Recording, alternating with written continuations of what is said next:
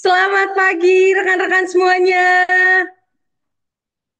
Wah, belum ada suaranya nih. Selamat Selamat pagi pagi. rekan-rekan semuanya. Pagi, Selamat pagi. morning. Selamat pagi. Morning, Luar Abel. biasa sekali ya. Selamat Pagi, pagi Mbak. rekan-rekan Oh, semuanya di dalam acara webinar Meet the Expert Volume 2. Sebelumnya terima kasih saya ucapkan atas kehadiran rekan-rekan semua dan tentunya senang sekali hari ini kita bisa bertemu bersama-sama di dalam Zoom meeting ini dalam kesempatan yang luar biasa. Dan sepertinya di sini sudah hadir banyak yang bergabung. Mungkin boleh kali ya sambil menunggu beberapa peserta yang lain bergabung. Kira-kira hari ini peserta hari ini datangnya dari kota-kota mana saja sih? Pasti akan ada yang datang dari beragam Indonesia kan. Jadi boleh mungkin ditulis di kolom komentar nih. Hari ini rekan-rekan berdatangan dari kota-kota mana saja nih sambil kita menunggu beberapa peserta yang lain hadir. Wah, ada yang dari Tangerang Selatan. Halo. Dari Jakarta, dari Bali, dari mana lagi nih? Dari Jember. Wah, luar biasa ya. Dari Tangerang, ada juga yang dari luar Indonesia. Luar Indonesia dari mana nih, Kak? Lalu ada juga dari Maladewa. Wah, luar biasa. Selamat datang sekali lagi semuanya. Luar biasa ya. Jadi hari ini kita berkumpul bersama-sama ya untuk dalam kegiatan webinar Meet the Expert. Dan hari ini tentunya sangat luar biasa sekali. Sebelumnya izinkan saya untuk memperkenalkan diri. Nama saya Abel. Hari ini saya akan bertugas memandu webinar kegiatan Meet the Expert pada pagi hari ini. Dan sebagai informasi, Meet the Expert adalah sebuah platform webinar yang diselenggarakan oleh Talking, yang mana dalam kegiatan webinar Meet the Expert ini memiliki tujuan untuk memperluas wawasan, mengasah keterampilan, dan juga menemukan solusi-solusi nyata melalui topik-topik komunikasi yang berkualitas bersama dengan para pakarnya. Dan hari ini kegiatan Meet the Expert Volume 2 akan membahas tema yang menarik dan penting juga loh pastinya untuk kita, yang dimana sesi kali ini akan berjudul From Boring to Booming, Trik Jitu Ubah Data Jadi Cerita yang Menarik. Dan tentunya spesial di sesi hari ini akan dibawakan oleh pakarnya, yaitu Mas Wawi Wiwoho yang adalah CEO Talking, NCTV presenter, senior anchor yang tentunya pengalamannya sudah luar biasa sekali di dalam industri komunikasi. Dan tentunya hari ini juga Mas Wahyu akan membahas mengenai cara menyajikan presentasi data dengan pendekatan bercerita, dan juga kita akan belajar bagaimana mengemas data dengan storytelling yang menarik sehingga bisa membuat audiens tertarik, paham, dan juga engage terhadap setiap data yang kita sajikan. Nah, tentunya rekan-rekan semua selama sesi berlangsung, selain nanti akan ada sharing session yang akan dibawakan oleh Mas Wayu Wiwoho, nanti juga akan ada sesi tanya jawab, dan di mana juga yang nggak kalah pentingnya, yang pastinya juga ditunggu-tunggu nih sama rekan-rekan semua. Khusus hari ini nanti kita akan ada giveaway session yang dimana akan ada hadiah dua buku Public Speaking 101, itu merupakan buku terbaru keluaran Talking, yang dimana nanti akan ada dua pemenang yang bisa mendapatkannya. Nah, pastinya penasaran kan ya, gimana sih caranya untuk bisa dapetin hadiah giveaway dua buku Public Speaking 101?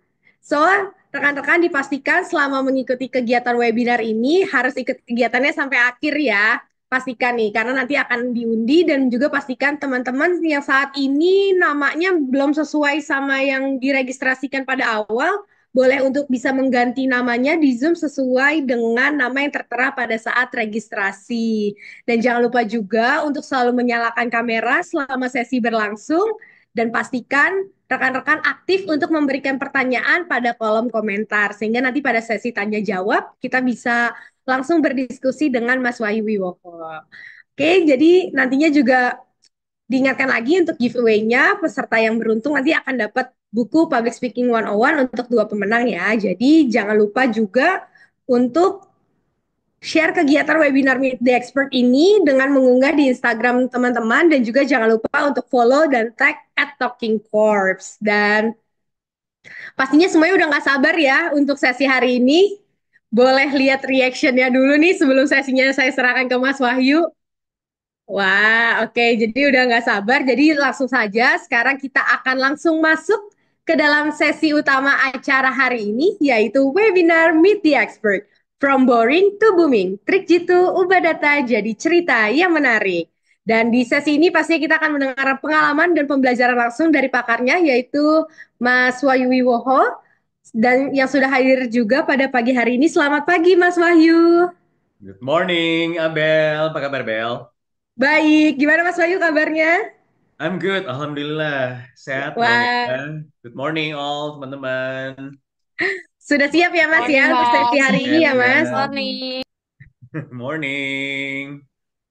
Oke, baiklah langsung saja tanpa menunggu berlama-lama lagi untuk sesi pada pagi hari ini saya langsung persilakan kepada Mas Wahyu untuk memulai sesi. Silakan Mas.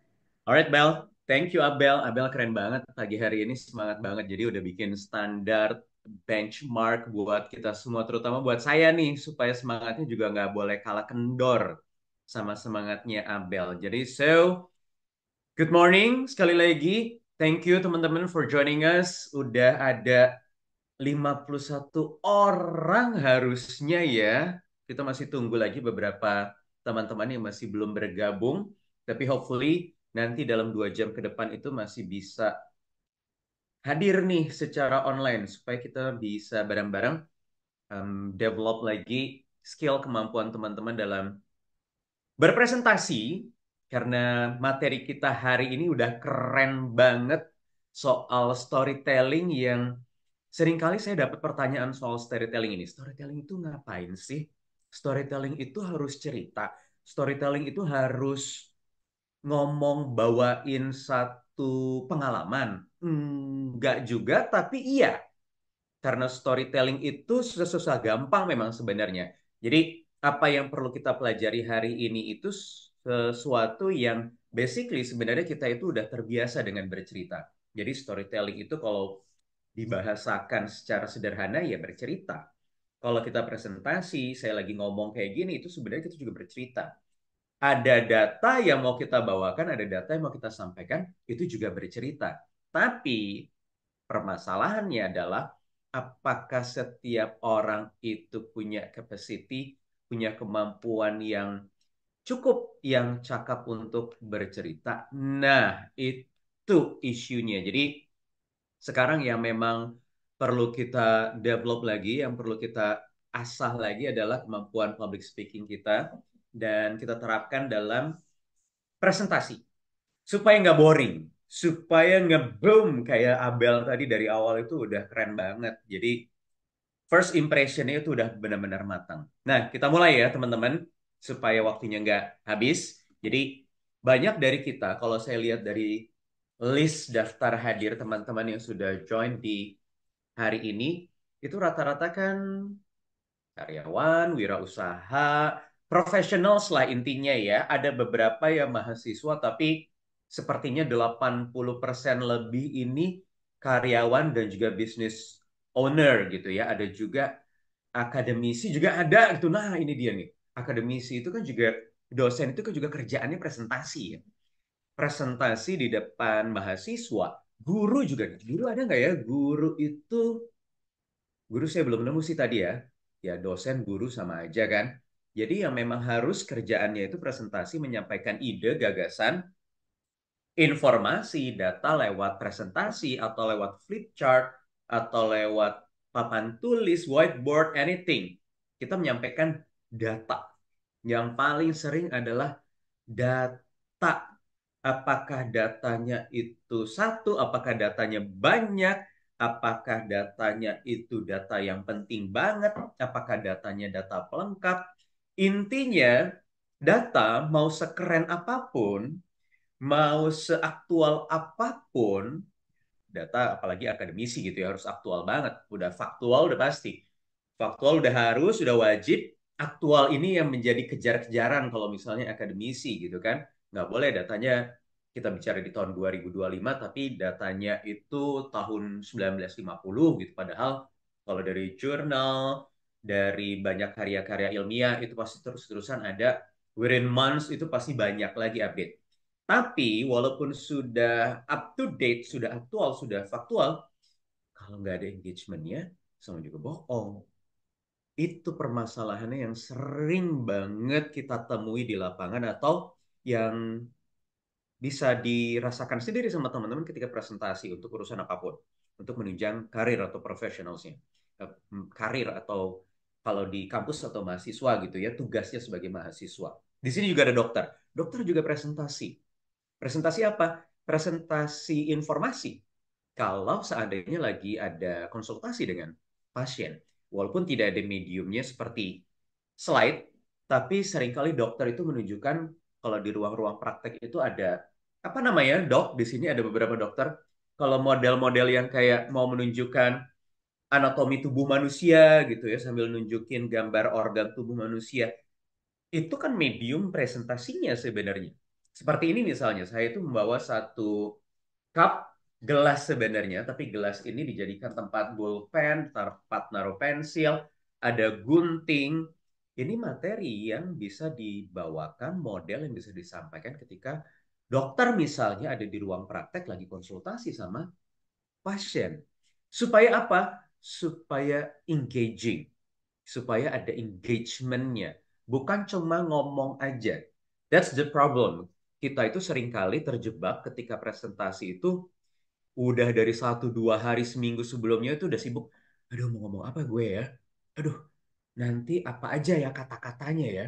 Aduh, nanti skripnya gimana ya? Jadi dipikirin openingnya mau ngomong apa, sambutannya nanti mau bagaimana, siapa yang mau disapa, terus pemilihan kata atau diksinya mau yang seperti apa, yang mana.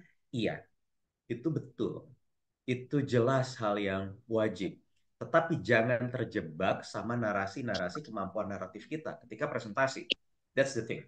Kenapa? Kalau misalnya kita hanya terjebak di narasi, ya orang nggak mau engage dengan kita. Orang bisa aja bosen kalau dengerin kita ngomong. Masalahnya kita presentasi bisa hitungan 20 menit, 30 menit, bahkan kalau dosen atau guru itu berjam-jam, tergantung berapa SKS gitu kan ya. Jadi akan sangat membosankan. Itu misalnya yang saya rasakan ketika dulu duduk di bangku sekolah, duduk di bangku perkuliahan, terutama S1 ya, kalau S2 kan udah banyak diskusi gitu-gitu. Nah, guru atau dosen yang hanya satu arah komunikasinya dengan kemampuan narasinya yang bagus, tidak serta-merta bisa membuat mahasiswa atau siswanya itu stay fokus during his or her presentation. Jadi harus engagement. Bagaimana caranya harus engage? Bagaimana caranya supaya engaging? Kita harus tahu dulu nih bahwa data itu berbicara bahwa 79% di antara kita itu stop paying our attention when there is too much text or data ketika melihat orang presentasi. Pernah nggak kalau misalnya teman-teman melihat orang presentasi isinya teks semua? Teks semua ya. Kutipan misalnya saya sekitar 1 minggu yang lalu itu melihat presentasi seseorang, isinya screen capture dari satu jurnal artikel. Screen capture. Dia mau menunjukkan bahwa ada the latest, the current temuan gitu ya. Di dalam satu jurnal artikel itu ya memang di tahun 2025 kalau tidak salah, atau 2024, pokoknya cukup updated. Tetapi screen capture. Jadi bayangin kalau teman-teman pernah baca jurnal artikel gitu ya, itu kan itu kayak kita baca skripsi, kayak kita baca tesis, kayak kita baca buku, teks. Satu lembar besar di screen capture dari website, ya itu akan sangat menyulitkan orang saya yang menjadi audiens itu untuk mencerna ini maksudnya apa ya? Iya, judulnya kebaca. Oke, secara naratif dia menjelaskan. maksud tujuannya itu apa. Tetapi saya tidak bisa menikmati isinya karena there was too much text. Datanya juga nggak kebaca karena kebanyakan paragrafnya gitu. Nggak tahu itu satu halaman itu ada berapa paragraf. Kalau rata-rata di Words itu kalau bikin jurnal artikel itu 100-200-an words kurang lebih. Bagaimana kita bisa melihat dan membaca dalam waktu singkat sambil menyaksikan orang berbicara? Jadi pasti akan kabur 75% orang audiens itu pasti akan tidak bisa fokus. Kenapa? Boring. Pasti boring. Mau penampilannya sekeren apapun, pasti boring. Better sekalian nggak perlu pakai slide presentasi. Kalau saya ya, kalau saya mendingan orang kalau memang kemampuan naratifnya udah hebat banget, itu mendingan gak usah pakai data presentasi. Tapi juga nggak bisa lama-lama permasalahannya. Dan tapi itu konteksnya juga bukan presentasi biasanya. Konteksnya cuma ceramah, kultum, kuliah 7 menit, atau sambutan. Jadi pidato, bukan presentasi. Itu bisa. Tapi kalau presentasi, data semua isinya, teks semua akan sangat membosankan. Dan kalau tidak pakai apa-apa, tidak ada bantuan slide atau presentation, informasinya akan sangat mudah numpang lewat aja di audiensnya. Jadi masuk kuping kiri, keluar kuping kanan. Kemudian kalau misalnya mau pakai numbers, iya data itu paling gampang pakai numbers. Saya di sini juga main numbers. Ada 79%. Kalau kebanyakan juga gampang dilupain. Ini aja juga belum tentu nanti teman-teman jam 12 masih ingat ada berapa persen ya orang yang stop paying their attention kalau misalnya menyimak presentasi yang isinya teks dan data. Belum tentu juga semua teman-teman akan ingat 79%. Tapi ini saya sederhanakan menjadi satu angka tunggal supaya lebih gampang diingat. Bukan pakai data misalnya kalau teman-teman baca ada report dari satu studi gitu ya, penelitian, itu kan panjang narasinya. Kalau kita baca di buku atau di infografik. Permasalahannya, kalau kita presentasi itu kita nggak bisa menerapkan standar infografik seperti yang di print out. Karena kita hanya punya waktu singkat, bacanya terserah orang yang pegang clicker atau si pegang slide-nya yang mengendalikan slide-nya. Bisa aja 1 menit udah gone gitu, pergi aja udah pindah ke slide berikutnya. Jadi ya kita nggak punya kesempatan untuk baca dan menyerap banyak informasi. Jadi tricky sekali. Ya. Too much info jadinya kecil banget impact-nya. Jadi jangan BM. Seringkali kita terjebak, aduh pengen banget ada data A, ada data B, ada data C, ada data M, ada data sampai Z gitu ya banyak banget. Tapi ternyata itu cuma keinginan kita. Belum tentu itu juga relevan dengan audiensnya. Belum tentu itu juga sesuai dengan kebutuhan audiensnya. Jadi harus hati-hati, harus benar-benar selektif apa dan mana numbers, data, teks yang ingin dimasukkan di dalam slide presentasi teman-teman. Supaya impact-nya bisa lebih masif, bisa lebih besar lagi. Oke, biar nggak bosan, kita coba exercise. Saya mau kasih satu case, silakan nanti saya mau coba minta volunteer aja teman-teman. Boleh open mic-nya. Saya mau kasih satu case ini. Ini ada satu case data dari Backlinko di tahun 2025 soal daily time spent on smartphones di beberapa negara. Ada Indonesia, ada Thailand, ada Argentina, ada Saudi, Brazil, India, Meksiko, Singapura, sampai ada US. Di tahun 2023 datanya memang bukan 2024 ya. Ini data di 2023 dan 2022. Kira-kira kalau misalnya audiensnya orang Indonesia, that's the clue ya. Clue-nya adalah audiens teman-teman orang Indonesia. Materi teman-teman itu soal daily time spent on smartphone di Indonesia during the period 2022 sampai 2023. Data mentahnya ini, perlu lagi, data mentahnya ini. Kira-kira gimana cara bacanya, gimana cara menuangkan idenya, dan slide-nya nanti kira-kira gambarnya mau seperti apa, visualnya mau seperti apa, datanya mau apa yang ditampilkan. Siapa yang mau volunteer? Kasih ide gagasannya, silakan. Open cam, open mic. Ada yang udah dapat ide belum? Anyone? Hai Kak, Ada? aku mau coba Yes. Janet Allen. Tapi aku nggak bisa on cam. Oke, Alin. Sorry. Iya. Oke, no worries, Alin. Go ahead, gimana? Um, mau klarifikasi lagi, data yang ditampilkan cukup dari 2023 aja kan? Nggak perlu menampilkan grafik 2022 ke 2023-nya? Bebas, bebas. Intinya audiens kita Indonesia. Oke. Hmm, Kalau aku bakal ngambil data misal 2023 ya, kan ini lebih baru. Aku ya. bakal tampilin di PPT-nya itu kayak jam, terus udah gitu 6 dari 24 jam is like a quarter like. So a quarter of Ya. the clock itu nanti terus aku warnain kayak gitu. Terus udah gitu kayak either kasih panah atau apa di bagian Aha. slide kosongnya, aku Yes. tulis angka gede kayak 6 dari Aha. 24 jam. 6-nya kayak gede gitu, fontnya lebih gede, terus kayak 6 jam, fontnya gede, Mhm. terus udah gitu nanti ke, uh, di bawahnya lebih kecil fontnya, dari Ya. 24 jam waktu Indonesia dihabiskan untuk bermain smartphone. Titik. Oke. Pokoknya ada kuadrannya gitu ya. Iya, gitu. Yes. Good, good, good, good. Thank you, Alin. Next, Iya. ada lagi? Satu lagi. Boleh sekreatif mungkin ya, teman-teman. Bebas.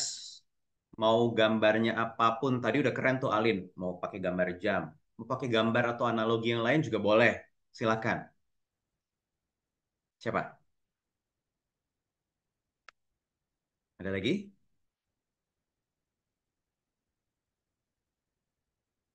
Ada yang mau coba? Mas, siapa nih? Coba ya. Mas Ricky Nevariza. Mas Oki. Power Mas Oki. Halo, pagi Mas Wahyu. Pagi Selamat Mas. pagi. Sehat Mas Oki? Sehat, Alhamdulillah. Alhamdulillah. Gimana Mas Oki? Mau bikin segila apa penampilan slide Mas Oki dari data ini? Mungkin kalau saya belum kebayang visualisasi slide-nya seperti apa, Aha. cuman lebih ke highlight dari datanya aja sih Mas Wahyu.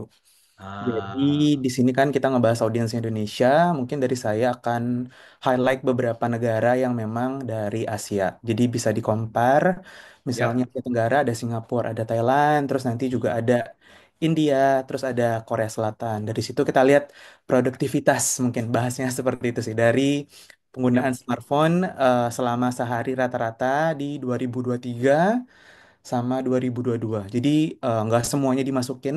Nggak semuanya ya. Gak semua dimasukin, tapi di highlight Yap. aja negara-negaranya. Karena audiens Indonesia yang saya lihat, tadi saya highlight negara-negara Asia, kemudian udah sih.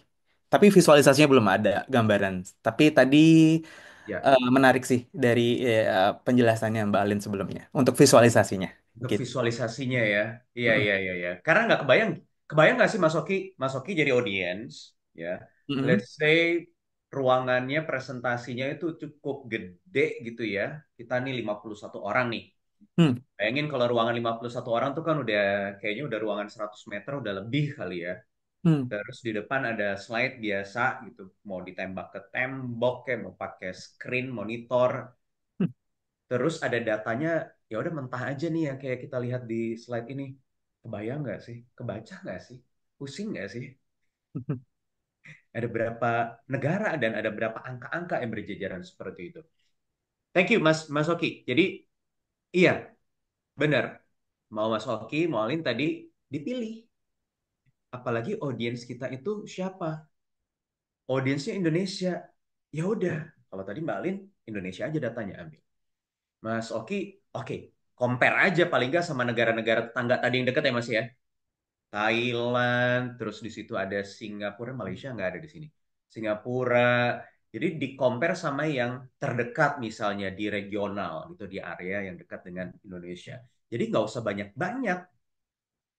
Ini pun juga udah dipangkas sebenarnya. Cuma ada 1, 2, 3, 4, 5, 6, 7, 8, 9, 10, 11 negara.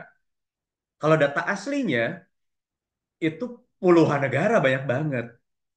Siapa yang mau baca kalau misalnya kita menyajikan itu di dalam satu slide penampilan. Oke, thank you.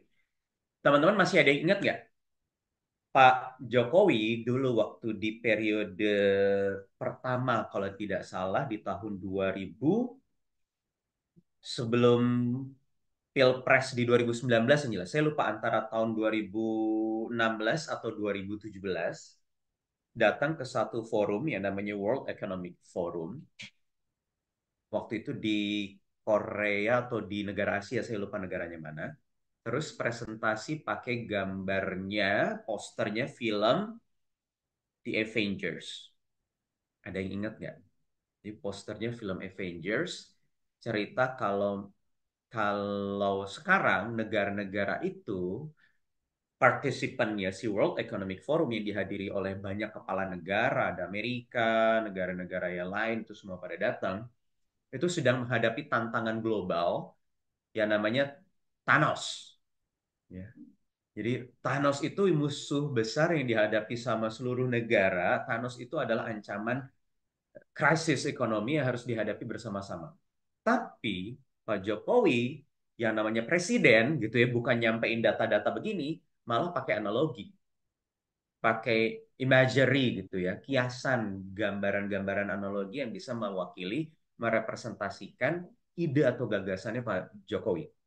Dan saat itu presentasi Pak Jokowi itu menghebohkan lini masa media-media dalam negeri di Indonesia, media-media di luar negeri, itu pada memberitakan gaya presentasi dan slide presentasinya Pak Jokowi. Ya. Kenapa sampai menyita perhatian audiens? Karena nggak angka aja yang disajikan sama Pak Jokowi. Karena bukan data aja yang disampaikan sama Pak Jokowi. Karena bukan kemampuan naratifnya saja yang jadi unggulannya Pak Jokowi. Tapi visual. Dan itu bisa kita implementasikan dari case di nomor satu ini. Jadi, kalau saya gitu ya, ini narasinya ini. Ini narasinya, narasinya misalnya ada tambahan ya. Ini narasinya kurang lebih narasi pertama itu tahun 2023 Indonesia berada di urutan pertama bla bla bla bla bla bla bla bla. Lebih lama dari Thailand, bahkan melampaui cukup jauh dari Amerika. Itu setara dengan menonton film Avengers Endgame dua kali. Karena Endgame itu satu episodenya 3 jam. Bayangin, kita itu main handphone sehari kayak nonton Endgame dua kali di bioskop nggak keluar-keluar. Itu narasinya. Kurang lebih ya. Ini narasi yang dibikin skrip, tapi nanti waktu presentasi biasanya sih nggak akan mirip plot gitu dengan skrip yang kita buat. Jadi, slide-nya adalah kurang lebih seperti ini yang akan saya bawakan.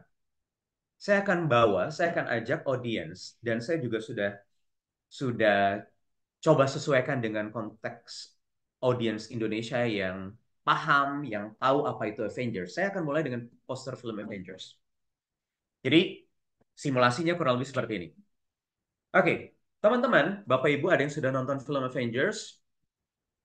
Avengers itu di bioskop kita menghabiskan waktu 3 jam. Ya, Bayangkan kita itu ada di teater bioskop nonton film Avengers, selesai bukannya kita pulang, kita lanjut lagi nonton Avengers Endgame yang berikutnya sampai total kita menghabiskan waktu 6 jam lebih. Dan tahukah Bapak Ibu, waktu 6 jam lebih itulah kebiasaan kita di smartphone. Tahun 2022 kita menghabiskan waktu 6,14 jam bermain handphone. Mau main buat media sosial, mau pakai WA untuk urusan kerjaan, mau email, mau browsing, mau meeting di Zoom. Kita 6 jam total sehari. Orang Indonesia rata-rata. Walaupun turun di tahun 2023, tapi angkanya masih 6 jam. Jadi pakai analogi, jadi pakai visual. Nggak perlu dituangkan data-datanya rumit ini yang akan sangat sulit untuk dicerna, akan sangat sulit dibaca. Apalagi dipahami sama audiensnya, dibaca aja nggak bisa. Jadi coba sesederhana mungkin dengan pendekatan-pendekatan seperti ini, visual. Dan gunakan animasi dan transition seperti ini. Yang akan memudahkan kita untuk menyampaikan message atau ide dan gagasan yang sudah kita siapkan di tiap slide. Kalau perlu mau pakai lagunya Avengers juga boleh. Kalau perlu mau pakai videonya Avengers juga boleh. Trailernya gitu misalnya. Boleh-boleh aja. Nggak ada salahnya. Asalkan audiensnya bisa paham. Asalkan audiensnya ngerti Avengers itu apa sih. Kalau di orang orang Indonesia, apalagi di kota besar, ya most of them udah tahu lah Avengers Endgame itu apa. Tapi kalau misalnya presentasinya kita itu di daerah pelosok, yang akses telekomunikasi, internet, apalagi bioskop itu juga susah, ya nggak akan relevan juga kalau kita bawakan Avengers. Kita bisa bawakan cara yang lain. Misalnya di situ ada petani yang sehari itu kerja. Kalau petani itu seharian, ada yang seharian dan enggak ya, tergantung kebunnya ya, atau tergantung tanamannya. Misalnya petani di sana itu menghabiskan waktu 6 jam gitu, ya itu akan lebih relevan. Dan juga belum tentu relevan juga kalau kita bicara soal smartphone sebenarnya kalau di depan para petani di pelosok pedesaan yang mereka pun juga menggunakan smartphone belum tentu ya. Ya handphone biasa barangkali bisa, tetapi kalau smartphone belum tentu karena akses komunikasi dan aksesibilitas yang terbatas di sana. Jadi bisa coba pendekatan-pendekatan visual seperti ini yang lebih memudahkan. Boleh aja Mas Oki misalnya mau menyampaikan Thailand, boleh diceritakan. Atau Singapura. Singapura itu tadi datanya 4 jam. Ya kan? 4 jam, 1,5 jam lebih singkat daripada kita. Misalnya bisa aja kita ngomongnya seperti ini. Ini di Indonesia 6 jam. Sementara negara tetangga terdekat kita yang secara peta itu masih ada di tengah-tengah NKRI, itu 1,5 jam lebih singkat dari kita menggunakan smartphone, yaitu Singapura. Kita 6 jam, mereka hanya 4,5 jam. Mau agak-agak satir juga boleh. Ya, no wonder ya mereka lebih maju ya. Kayaknya mereka lebih banyak kerjanya daripada main handphone. Boleh aja, misalnya. Terserah dan tergantung audiensnya. Oke, itu narasi yang pertama. Atau narasi yang kedua. Nah, ini narasi kedua yang mirip-mirip jawabannya Alim tadi. Tuh, ya. Pakai gambar jam, ya kan? Dibagi kuadran, 6 jam itu berapa lama? Kalau kita kerja misalnya 9 to 5, 6 jamnya itu ada di angka berapa? Dari 8 jam kerja. Oh, berarti kita 9 jam kerja atau 8 jam kerja itu 6 jam dihabiskan di handphone. Jadi pakai visual seperti ini udah pas banget. Cocok banget tadi Alin seperti itu. Jadi jangan terjebak sama narasi. Angkanya, narasinya itu sesederhana mungkin. Ini kalau mau dipangkas lagi juga bisa. Si gambar jamnya itu digedein, cuma gambar jam aja. Working hours-nya mau di take out juga boleh-boleh aja. Tinggal nanti kemampuan narasi kita aja melengkapi. Mau data-data tulisan seperti Indonesia Daily Time on smartphone, spend on smartphone ini mau dihilangin juga boleh, mau dikecilin boleh, mau diganti pakai kata-kata yang lain juga boleh. Nggak harus benar-benar sama dengan kata-kata yang ada dari sumber datanya. Fine kok, itu nggak apa-apa kok. Kalau teman-teman masih ada yang takut atau khawatir message-nya nanti akan berubah gitu ya, value-nya akan berubah, nggak apa-apa kok. Karena kita presentasi. Kita bukan report, kita bukan infografik yang bisa dibaca all the time. Yang penting nanti kita informasikan aja. Tetap sumber datanya dari mana, itu harus kita sampaikan. Nah, oke. Okay. Kalau tadi kita membuat dari narasi satu, narasi dua dari case yang tadi itu, kira-kira emosi apa sih yang muncul saat mendengar narasi tadi, teman-teman? Bisa di kolom chat, bisa diisi, sudah ada pilihan-pilihan emosi yang bisa kita pilih ketika membawakan satu slide atau materi presentasi. Oh, cemas. Cemas. Iya, cemas sih, bener. Cemas juga kalau saya sih. Kaget, kebayang nggak sih kalau misalnya... Ini sebenarnya nggak usah ngelihat data dari si backlink code tadi gitu ya. Coba aja teman-teman yang pakai smartphone, mau Android, mau iPhone, itu kalau saya pakai iPhone ya. iPhone itu setiap minggu itu kan ada report. Reportnya itu dalam satu minggu rata-rata setiap hari berapa jam sih main? Kalau saya lebih serem sih, mendekati 8 jam. Bukan 6 jam lagi. Tapi karena ya, kalau saya kerjaannya karena di handphone, bikin konten, terus kemudian meeting juga sekarang, aduh, meeting udah bukan pakai Zoom lagi, kalau saya meeting itu pakai WA call. Jadi call aja tuh sama tim teman-teman di kantor itu paling cuman yang tim kecil ya 4 sampai 5 orang ya udah pakai handphone aja. Kadang-kadang mau pakai video, kadang-kadang cuman WA call gitu audionya. Jadi memang habis waktu di handphone. Rata-rata 7, saya lupa tuh kemarin tuh 7, berapa jam. Kalau nggak salah sih lebih dari 7, 30 itu udah lebih.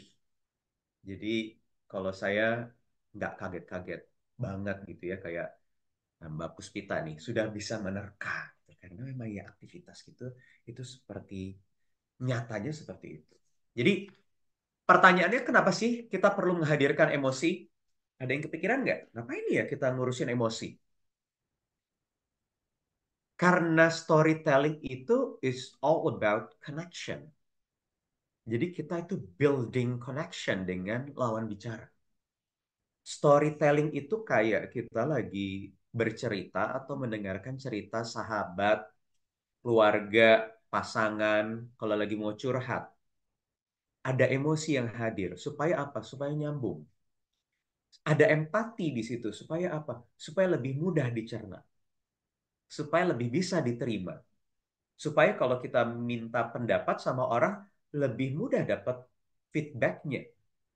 Jadi menggerakkan orang lain. Ini basic dasar dalam teori berkomunikasi, bahwa komunikasi itu adalah soal bagaimana kita menginfluence atau mempengaruhi orang lain. Jadi harus ada emosi atau keterikatannya di situ. Apakah kita ingin membangun koneksi secara emosi yang membuat kecemasan, ya, atau mau membuat keingintahuan, penasaran, curiosity, boleh aja. Misalnya kita membangun data-data yang banyak tanda tanyanya dan membuat audiensnya berpikir. Atau emosinya hanya sekedar untuk hiburan, untuk santai-santai, boleh aja. Atau sekaligus inspiring. Inspiring misalnya kalau kita melihat orang presentasi soal tourism di suatu daerah gitu. Atau ada touristic spot baru misalnya. Kan kita sering tuh sekarang di media sosial. Ada tempat nongkrong baru lah, ada tempat makan baru lah. Itu presentasi loh di media sosial. Teman-teman content creator dan juga influencer ketika membuat reels, ketika membuat video, ketika membuat foto, mereka tidak pernah melupakan apa yang namanya emosi. Karena kalau nggak ada emosinya nggak akan ditonton. Views-nya itu nggak akan sampai ratusan ribu, nggak akan sampai jutaan.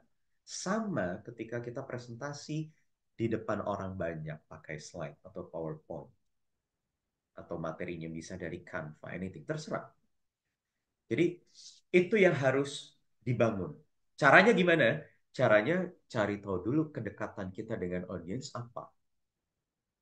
Harus ada proximity, kedekatan antara kita dengan audience. Contoh lagi misalnya yang paling gampang dan ini cukup fenomenal. Kalau belum nonton teman-teman bisa tonton di YouTube. Coba teman-teman balik ke tahun 2010 ketika Presiden Barack Obama itu pidato di Ballroom UI di Depok. Yang sangat heboh, setidaknya menghebohkan Indonesia karena memang pidatonya itu, aduh itu keren banget sih, itu pidato terkeren yang memorable banget buat saya. Karena apa? Karena Pak Barack Obama itu bisa membawa emosi yang exact sama persis dan bisa sangat diterima nyambung dengan audiensnya. Dari apa? Dari kata-kata. Karena pidato ya, Pak Obama itu nggak pakai slide presentasi. Kebetulan juga kemampuan naratifnya dia itu udah hebat banget gitu ya. Walaupun seorang introvert, tapi Barack Obama itu ketika dewasa, ketika tuanya itu jago banget public speaking dan pidato. Jadi kuatnya di situ. Karena apa? Karena pakai emosi. Emosinya apa? Emosi yang dibangun. Emosi ketika dia greetings pertama kali itu menyapa audiensnya dengan kata Assalamualaikum. Seorang Barack Obama bukan orang Arab, bukan Muslim, bukan orang Indonesia, tapi pernah tinggal di Indonesia dan dia tahu betul bagaimana menyapa orang Indonesia. Assalamualaikum, pulang kampung nih. Ada anak UI yang waktu itu nonton di Balairung UI, siapa tahu. Dan kemudian di situ disambut gegap gempita, menggelegar histeria dari mahasiswa-mahasiswi UI. Oh, ketawa, semua heboh. Di situ juga ada beberapa menteri kabinetnya Pak SBY. Kemudian sampai selesai keluar muncul kata-kata bakso, sate, keluar kata Menteng Dalam, keluar kata Bundaran HI, keluar kata Sarinah Tamrin, emotional attach. Itu cara storytelling kita bekerja secara efektif. Story, cerita, itu sederhana sekali yang dilakukan oleh Barack Obama. Nggak pusing-pusing. Bercerita, dia storytellingnya itu isinya adalah pengalaman, ya, apa yang dia rasakan, nostalgia waktu tinggal di Jakarta selama berapa tahun? Saya lupa. 2 tahun ya kalau nggak salah ya. Kan nggak terlalu lama. Kurang dari 3 tahun deh seingat saya. Barack Obama waktu SD di Menteng Dalam itu. Jadi itu story bercerita yang bisa diterima dan bisa mengkoneksikan secara emosi dengan audiens secara simple, tidak usah pusing-pusing. Jadi kalau bicara soal storytelling ya cerita aja pengalaman. Tapi pengalaman yang paling relate sama audiensnya. Itu satu trik yang sederhana dan bisa applicable dilakukan sama teman-teman. Boleh dicoba. Kalau misalnya minggu depan ada presentasi, misalnya hari Senin, atau during the weekdays. Oke, case kedua biar nggak ngantuk lagi. Tingkat kesetiaan karyawan Gen Z, ini ada data dari Planet Job di tahun 2017, bahwa tingkat kesetiaan loyaltinya Gen Z sebagai karyawan di perusahaan, itu datanya ini nih. Tuh, ya, yang biru itu 1 tahun bekerja ada 57%, yang 3 sampai 4 tahun sekian sekian sekian sekian, yang di atas 5% ada 5,8, di atas 5 tahun ada 5,8%. Mau dibawa menggunakan emosi seperti apa kira-kira kalau datanya seperti ini? Yuk, coba kita polling di kolom chat. Kita coba kira-kira emosinya mau seperti apa yang dibangun dari case yang kedua ini supaya lebih nyambung dengan audiensnya. Silakan. Sudah ada pollingnya kah? Mbak Abel, udah ada kan ya? Di mana pollingnya? Su- sudah ada Mas, ada di Oke, sudah, lagi sudah, pada sudah. mengisi nih Oke. pollingnya. Curiosity, wow, 61%. Oke, urgensinya, alright. Tuh, kan ya. Inspired, oke, satisfied, oke. Emosi yang dibangun itu rata-rata 70% keingintahuan atau curiosity. Yang pilih soal curiosity, boleh buka open mic-nya, cerita kenapa mau dibawa ke arah sana. Ada? Silakan. Boleh, Mas.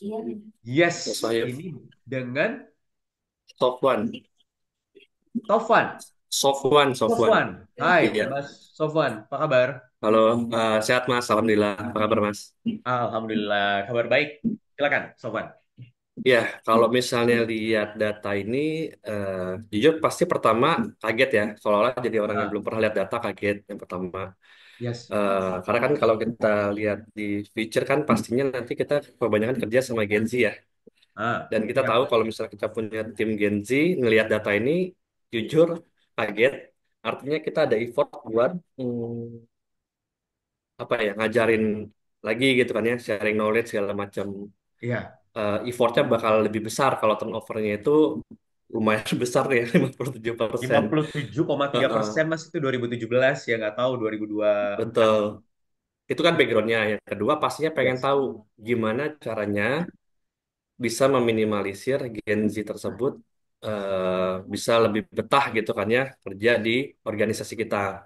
Misalnya eh, mereka butuh comfort zone, butuh sosialisasi, butuh dan lain sebagainya itu antisipasi supaya dari data ini di organisasi kita bisa ditekan lah Ya. minimal nggak sampai 50%, dia 10 atau 20%. Itu sih emosi itu sih Ah, Mas Wahyu yang saya yes, tangkap ya. yes. Iya, iya, iya. Sekali lagi thank you Mas Sofwan. Sekali lagi tergantung juga kebutuhan kita kan. Ya, kebutuhan kita mau dibawa kemana?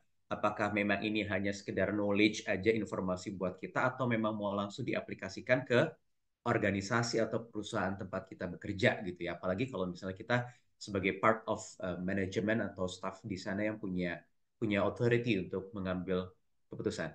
Thank you Mas Sofwan. Jadi di situ harus kita tentukan dulu angle. Jadi emosi ini juga ada kaitannya juga dengan angle. Angle-nya mau kita bawa kemana? Berangkatnya kita dari data duluan atau dari judulnya duluan. Nah ini juga penting. Ini yang sering kali kita lupakan ketika kita mau membuat slide, mau presentasi, tapi nggak kita mulai dulu dari judul. Jadi nggak terarah bisa saja, tapi bisa jadi kurang terarah juga karena memang kita tidak tidak dimulai dari judul. Kenapa kalau di lingkup akademik kita bikin artikel, bikin tugas esai, apalagi skripsi, tesis, dan lain-lain itu harus ada judulnya dulu. Ternyata itu memudahkan kita untuk ke belakangnya ketika kita bekerja. Ketika kita mau presentasi, kalau ada judulnya kita akan lebih mudah. Apa yang mau diisi di tiap slide. Jadi kalau di buku 101 Public Speaking yang nanti akan ada beberapa tuh Abel yang nanti akan bisa dapat bawa pulang teman-teman. Itu saya juga cerita di situ bagaimana cara membuat storytelling, mengaplikasikan storytelling dalam presentasi. Jadi sama seperti ketika sutradara, produser film itu membuat film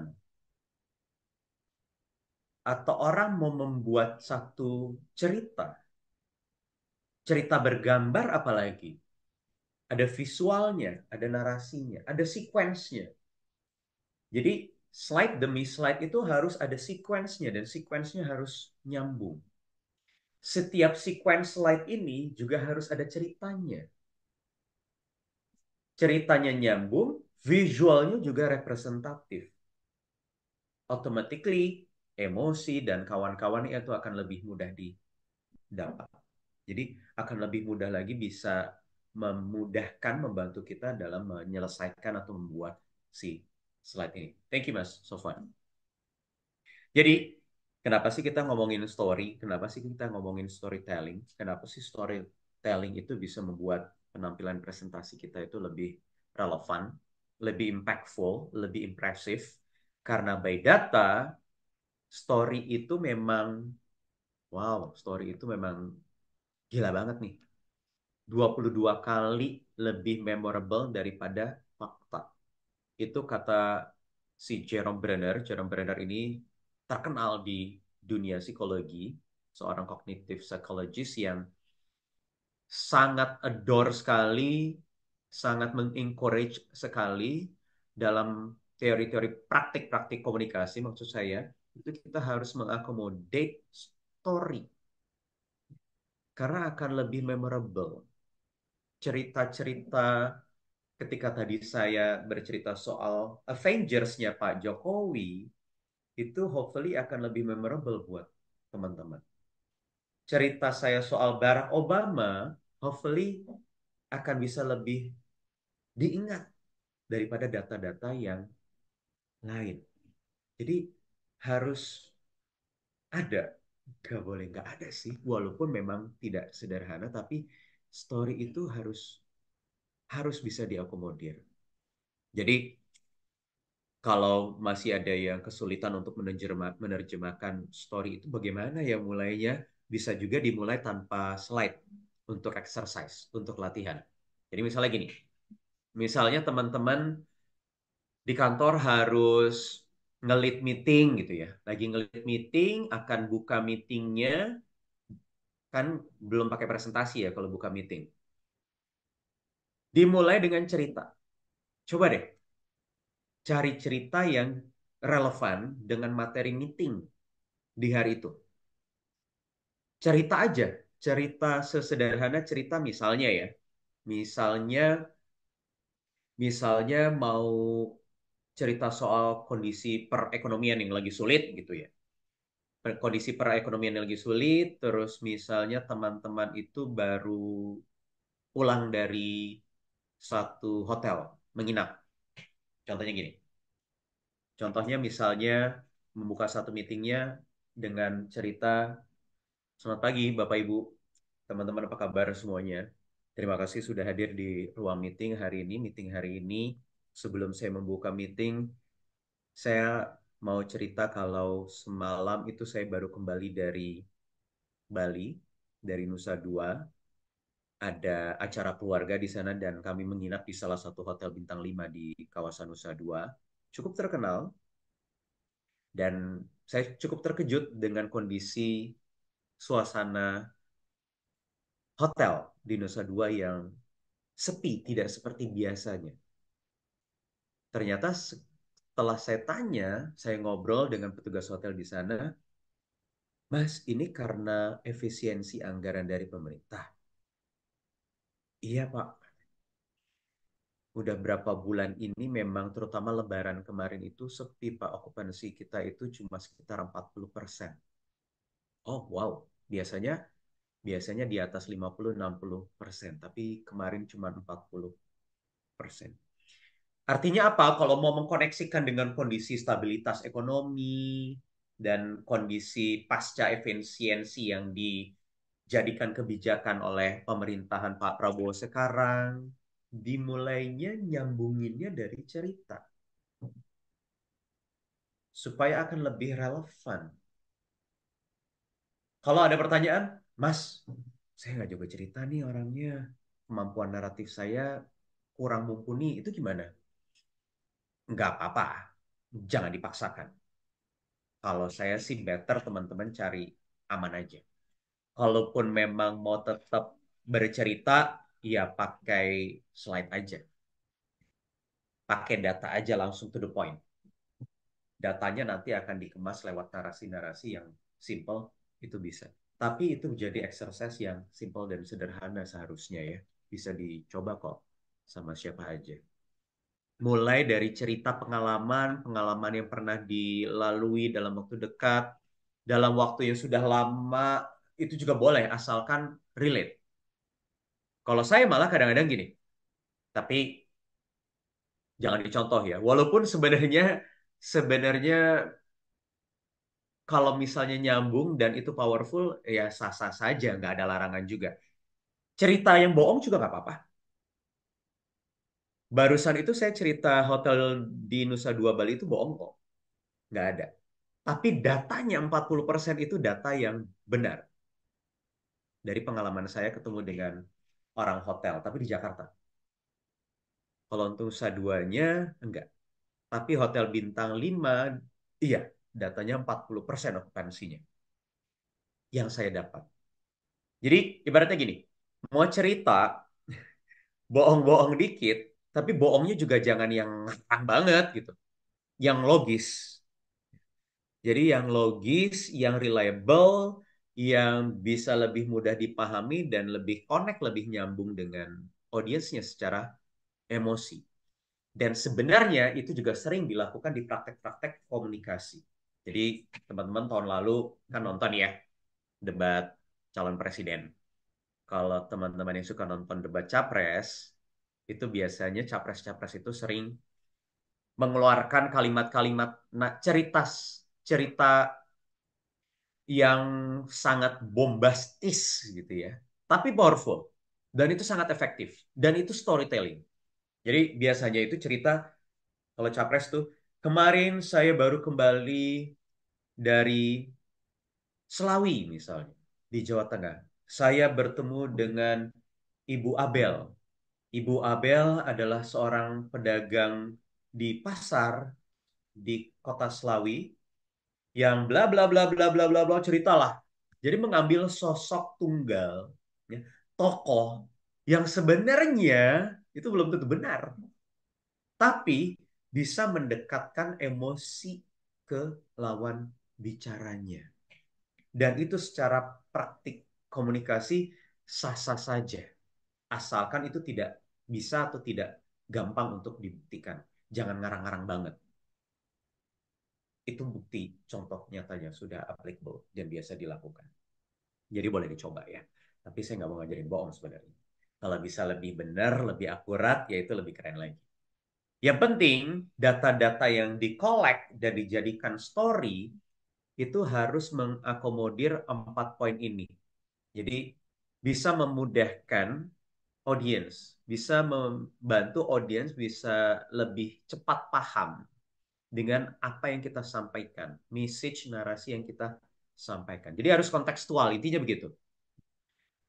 Ada visual di situ. Aspek visual itu harus relevan juga. Avengers tadi harusnya relevan. Atau mau pakai kata-kata kiasan yang bisa dibayangkan gitu ya juga boleh. Ketika kita cerita soal Ibu Abel tadi misalnya di Selawi, Abel pinjam namanya Abel. Ibu Abel di Selawi itu membayangkan orang, audiens itu akan membayangkan, oh ada seorang ibu namanya Ibu Abel di Selawi. Membayangkan Selawi itu seperti apa sih?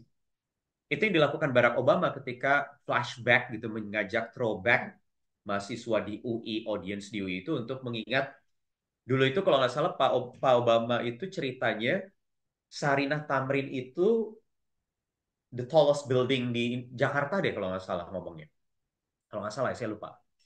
Itu dia bilang, oh dulu Sarinah Tamrin tuh gedung paling tinggi tuh di Jakarta.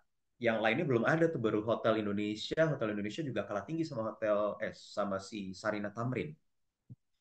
Jadi visual, nggak pakai presentasi, nggak pakai slide, nggak pakai foto, nggak pakai video. Tapi audiensnya diajak untuk membayangkan si visualnya Sarinah Tamrin di tahun berapa tuh? 70-an. Waktu Obama kecil. Dan itu data. Datanya bisa reliable. Dan pastinya juga credible. Dan juga akurat. Jadi silakan cari data. Datanya mau collect sendiri. Mau ngambil dari online, mau dari karya ilmiah, mau dari buku, mau dari jurnal artikel, tergantung purposes teman-teman. Kalau memang di konteks akademik ya udah pasti ya, nggak mungkin pakai data-data yang ngarang. Jadi harus data-data yang reliable. Dan terakhir, naratif, kemampuan narasi kita. Ya harus terstruktur. Harus ada ujungnya itu harus ada call to action. Call to actionnya apa terserah. Itu sesuai dengan emosi yang ingin dihadirkan. Apakah call to actionnya tadi seperti Mas Sofwan, supaya perusahaannya itu tahu bagaimana cara menerapkan strategi supaya Gen Z ini nggak 57% sekian tadi itu 1 tahun udah cabut tuh resign. Ya. Oh oke, kita akan buat kebijakan baru, kita akan bikin ruang kerjanya itu lebih nyaman, lebih ramah Gen Z, lebih fun gitu. Jadi tidak terlalu kaku. Itu call to action yang ingin disampaikan. Jadi itu pilihan-pilihan yang bisa di-create sejak awal dan itu dijadikan data-data penunjang untuk storytelling kita. Yang penting harus hadir juga yang namanya head, heart, hand. Ini cara mencari call to action yang pas. Ada data, data yang logis, data yang mudah diterima sama audiensnya, yang nyambung. Apalagi tadi sudah pakai empati, sudah ada emosi, call to action itu akan lebih mudah. Saya kasih contoh, cara membuat call to action yang simple dari satu campaign yang namanya 3R. Tahu dong ya semua teman-teman 3R itu apa? Reduce, reuse, recycle. Ini campaign yang sudah tahunan, sudah membuat kita terpapar dengan apa yang namanya 3R, dengan ada gambar si panah round gitu, circle. 3R itu adalah reduce, reuse, recycle. Reduce, kurangilah penggunaan botol plastik sekali pakai. Kemudian reuse itu adalah digunakan kalau misalnya mau menggunakan botol air minum, cari yang bisa digunakan secara berulang. Terus kemudian recycle kalau misalnya mau tetap pakai botol plastik mineral sekali pakai, buanglah secara bijak supaya itu bisa terrecycle. Itu data yang gampang sekali untuk membuat kita terpacu dan sekarang menggunakan tumbler botol air minum. Mana botol air minum? Botol air minum yang botol air minum yang nih sekarang kita pakai, sekarang nggak bisa ya karena pakai green screen ya. Terus terang saya gara-gara 3R. Karena ketika saya melihat orang presentasi, ketika saya membaca majalah, ketika saya menonton tayangan-tayangan video, saya kena tuh dengan data-data setiap huruf tadi, 3R tadi. Reduce, kenapa kita harus reduce? Di situ bisa kita masukkan data kalau misalnya teman-teman presentasi soal 3R. Oke, kenapa kita harus reduce? Karena penggunaan botol plastik atau sampah-sampah plastik yang sekali pakai dibuang itu sudah merusak lingkungan. Data World Economic Forum di tahun 2016 berbicara there will be more plastic than fish in the ocean by 2050. Itu data World Economic Forum. 2050 nanti jumlah ikan ya, secara volume itu akan kalah dengan jumlah sampah plastik di laut. Kalau kita tidak bisa mengurangi penggunaan sampah botol plastik atau material-material plastik lain untuk konsumsi kita. Dan tidak melakukan beberapa langkah yang bisa menyelamatkan lingkungan. Itu bisa mengambil empati emosi audiens. Oh iya ya, gimana ya kalau nanti tahun 2050 itu kita itu susah. Mau mancing, mau snorkeling, mau main di laut, kita bukannya ketemu ikan gitu ya, ketemu terumbu karang, tapi ketemunya sampah. Kan nggak enak. Kan sedih ya. Sekarang aja kalau ke pantai kadang-kadang kita udah ketemu sampah. Saya tahun 2022 itu pernah ke Pantai Seminyak di Bali 2 hari sebelum puncak summitnya G20.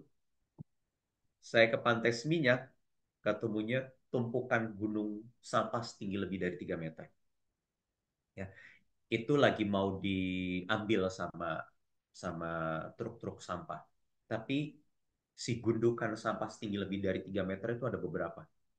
Dengan luas tuh kira-kira ada kali ya luasnya itu lebarnya itu 5 sampai 7 meter dengan tinggi 3,5 meter.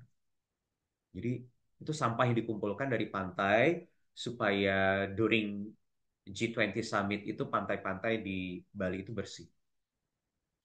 Ada fotonya saya post di Instagram di tahun 2022. Tinggi banget, gede banget, luas banget sampah. Ada ranting-ranting pohon, ada kantong-kantong, banyak kantong-kantong plastik yang isinya di dalam itu sampah dan itu dibuang di laut aja begitu. Itu baru tahun 2022, gimana tahun 2050 nanti. Koneksikan data, koneksikan empati, rasa, emosi, kita akan punya call to action. Yuk, makanya sekarang supaya kita 2050 masih bisa menikmati lautan, oceans, kita masih bisa snorkeling, masih bisa diving, masih bisa dapat sumber protein terbesar di dunia itu salah satunya dari lautan. Yuk kita pakai tumbler. Mau ujungnya teman-teman jualan karena memang merepresentasikan brand tertentu gitu yang jualan tumbler, ya monggo-monggo aja. Itu presentasi yang call to action-nya bisa lebih mudah dipahami dan lebih kuat ya. Dan bisa powerful, impressive. Jadi sekali lagi ini soal balancing kok teman-teman. Ya. Balancing antara emosi dan logika. Komunikasi itu kok sebenarnya. Ketika kita sudah bisa mengkoneksikan, bisa balance antara logika berpikir kita dengan audience kita, dengan rasa, kita akan lebih mudah. Kita akan bisa lebih mudah mendeliver message-nya. Message-nya akan lebih mudah lagi diterima oleh manusia. Kenapa? Karena cara manusia, cara kita mengambil keputusan itu akan sangat rely on dua hal ini. Akan sangat mengedepankan aspek logika dan emosi. Makanya sering banyak yang bilang kan ya ada dikotomi laki-laki dan perempuan. Kalau laki-laki itu lebih logis, kalau perempuan itu lebih pakai perasaan. Ya Allah, sebenarnya sih saya nggak setuju ya. Semua pasti ada ada porsinya masing-masing. Ada juga kok cowok yang pakai emosi, ada juga cewek yang lebih rasional. Tapi dikotomi itu yang sering kali kita temui di lapangan. Kenapa dikotomi itu muncul di tengah-tengah masyarakat? Karena memang manusia sekali lagi mengambil keputusan itu menggunakan basis dua hal ini, thinking dan feeling. Selesai. Ya. Jadi kalau kita udah bisa mengakomodir dua hal itu, nggak akan sulit. Tinggal kita siapkan step by step toolkitnya apa aja. Visualnya, bagaimana yang relevan dengan audience supaya bisa memperkuat pesan, bagaimana kemudian datanya bisa benar-benar kredibel, bisa akurat, bisa aktual, bisa faktual juga pastinya. Kemudian ini juga jangan lupa, ini penting sekali. Selain tadi kita mulai dari judul, kita mulai juga di awal itu antara judul dengan audience. Kita harus berbarengan karena judul itu akan sangat menentukan, akan sangat ditentukan siapa audience kita. Dan isi konten slide demi slide yang kita siapkan itu juga akan sangat bergantung dengan siapa audiens kita. Saya nggak akan bisa sekali lagi presentasi dengan gambar posternya Avengers.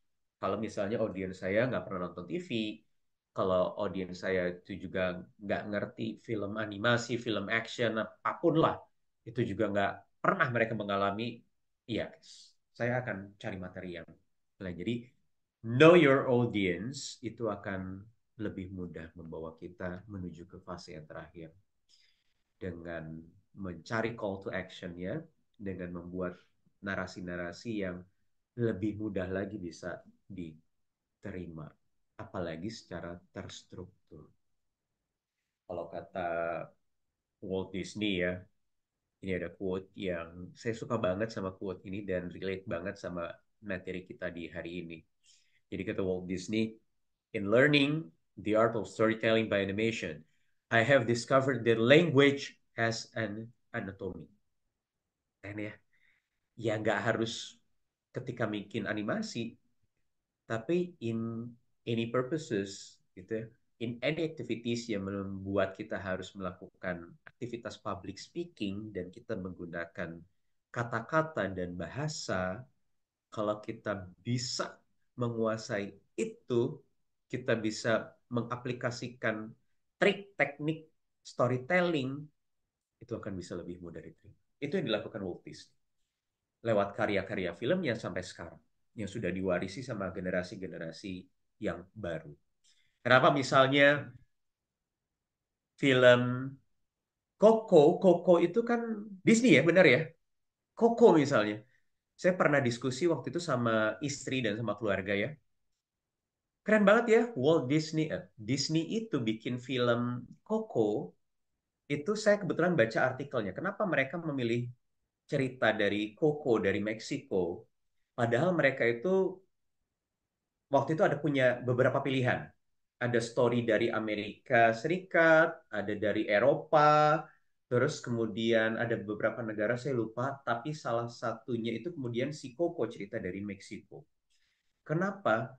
karena mereka ingin mendekatkan emosi audiensnya yang datang dari negara luar Amerika Serikat, yang punya kultur kedekatan dengan keluarga yang sangat intimate. Mirip mirip cerita-cerita di Asia. Kita itu kan sama leluhur itu sangat sangat respect ya.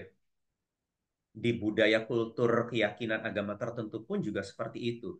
Dan itu cerita yang membuat Disney itu akhirnya memilih ceritanya si Coco. Sehingga Coco itu fenomenal, ceritanya juga ternyata sangat mudah diterima oleh kita orang Indonesia karena cukup kontekstual dengan kondisi orang Indonesia yang sangat sangat menghormati leluhur dengan cara penyajian storytelling yang menghibur dengan animasi yang sangat impresif dan sangat sangat interaktif. Jadi itulah dampak besarnya storytelling kalau kita bisa memanfaatkannya dengan baik. Gitu Abel dan teman-teman. Terima kasih Mas Wahyu untuk sesinya yang sangat insightful sekali. Thank you Abel. Baiklah rekan-rekan semua, karena tadi kita sudah mendengarkan sesi yang sangat insightful dari Mas Wahyu, kita akan sekarang langsung masuk nih ke sesi tanya jawab. Jadi bagi rekan-rekan yang ingin bertanya nih, bisa nih memberikan pertanyaan melalui kolom chat. Oke, boleh sambil. Suaranya langsung juga boleh kali ya Bel? Iya, boleh, On boleh mic juga juga? kalau ada yang mau bertanya langsung. Silakan loh. Mungkin ini ada Mbak Nur Fitri Widya Astuti ya. Hai Boleh Mbak silakan Nur. Mbak. Halo, selamat pagi semuanya. Assalamualaikum. Waalaikumsalam warahmatullahi wabarakatuh. Mbak Nur, apa Ya, kabar? alhamdulillah sehat, baik. Baik. Alhamdulillah. Terima Yes, kasih Mas Mbak. Wahyu untuk materinya sangat menarik sekali ya, dan ini relate banget sama pekerjaan saya gitu. Ah, Mbak Oke, Nur kerja di? saya akademisi. Oh, oke, Ya. Bu dosen. Gimana Bu dosen? Ya, ini mungkin saya sedikit mungkin diskusi ya, bagaimana Ya. setiap hari saya bertemu dengan mahasiswa untuk transfer knowledge begitu. Nah, Hmm. ini ada beberapa hal yang mungkin saya sebenarnya saya sudah belajar banyak terkait storytelling, tapi masih menemukan kesulitan-kesulitan, terutama di mata kuliah eksak. Kebetulan saya di Ah, bagian eksak gitu. Nah, seperti biologi, kemudian biokimia, chemistry dan lain-lain, dan itu agak sulit untuk dianalogikan. Tadi kan analogi visual. Nah, itu eh, bagaimana caranya apa? Bagaimana visualisasi untuk ya. hal-hal seperti topik-topik yang biologi, kemudian kimia, dan itu kan tidak bisa dianalogikan seperti misalnya eh, siklus karbohidrat misalnya itu tidak bisa Ya. dianalogikan ke sate atau onde-onde seperti itu yang lebih mudah. Nah, seperti itu. Nah, itu bagaimana caranya Mas Wahyu untuk Ya, mengatasi itu, dan kadang-kadang mahasiswa kan bosan ya ketika kita betul. menyampaikan apa kalimat ilmiah atau bagaimana. Nah, itu seperti itu. Ya, ya. Thank you, Mbak Nur. Kalau seperti kimia atau biologi itu bisa ya menggunakan model sebenarnya. Model yang bisa dilakukan ketika praktik. Kimia kan banyak aktivitas-aktivitas laboratorium. Yang itu secara tidak langsung itu sebenarnya presentasi. Presentasi seorang tenaga pengajar, guru, dosen ketika menerangkan ini gimana sih, ya kan? Cara kerja, cara kerja dari teori-teori yang sudah dipelajari itu bagaimana sih praktiknya lewat aktivitas. Contohnya itu. Biologi juga, kedokteran juga. Praktik itu memudahkan orang, ya, mahasiswa atau murid itu untuk lebih memahami dengan mudah message-message yang ingin disampaikan oleh tenaga pengajar. Atau misalnya, maaf, misalnya di teman saya, Mas Riza Putranto misalnya, Mas Riza Putranto itu bisa follow juga di Instagramnya itu sangat sangat insightful sekali message. Mas Riza Putranto itu scientist, neurobiologist dengan materi-materi kontennya soal bagaimana sebenarnya secara ilmiah otak kita itu bekerja untuk menerjemahkan satu peristiwa tertentu. ya dia menggunakan analogi-analogi misalnya, kenapa sih kita itu kalau misalnya putus pacaran itu kok susah move on ya? Ternyata secara saintifik itu ada alasan ilmiahnya. Oh, ternyata neuron-neuron yang ada di otak kita, sensor-sensor yang ada di otak kita itu membutuhkan waktu proses untuk regenerasi dari saya lupa sih, takutnya salah ya. Intinya gitu ya. Intinya gitu. Jadi membutuhkan waktu untuk bisa recover. Jadi wajar. Nah, itu analogi-analogi yang bisa applicable, yang bisa lebih mudah dicerna, sehingga Mas Riza itu di Instagram, kalau tidak salah followersnya udah lebih dari 200 ribuan ya. Mas Riza itu juga sering nongkrong beberapa kali di acara-acara talk in ya, Bel ya. Jadi saya suka sekali dengan konten-kontennya, walaupun saya bukan mahasiswa kedokteran, atau saya bukan neuroscientist, atau bukan orang-orang yang datang dari lingkup yang sama dengan Mas Riza Putranto. Itu cara presentasinya Mas Riza. Jadi bisa dilakukan. Apa pilihan-pilihannya? Saya rasa saya kurang tepat untuk bisa memilih atau merekomendasikan ya karena tidak menguasai. Tapi Mbak Nur bisa saya mencoba dan mencontoh apa yang sudah dilakukan oleh Mas Riza Putranto. Seperti itu. Walaupun saya yakin juga memang kalau udah berbicara angka ini tidak serta-merta bisa dianalogikan ya Mbak ya. Iya, Tapi begitu. iya, yes. Atau satu lagi misalnya, si Jerome Pauline, ya kan? Jerome Pauline itu kan, itu gila banget sih. Itu banyak membuat orang yang dulu nggak suka matematik jadi suka matematika. Karena konten-kontennya yang pakai analogi-analogi atau study case yang relevan dengan hal-hal receh kadang-kadang.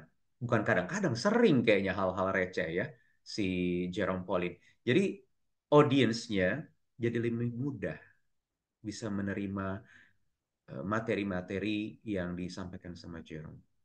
Gitu Mbak Nur. Baik, terima kasih Kepikiran nggak Mas. Mbak Nur? Kira-kira apa ya Mbak Nur yang mau dipilih? Kepikiran sebenarnya sudah aplikasi dengan video seperti itu, Ya, ya. aplikasi dengan video, gambar itu sudah sering, tapi mungkin Ya.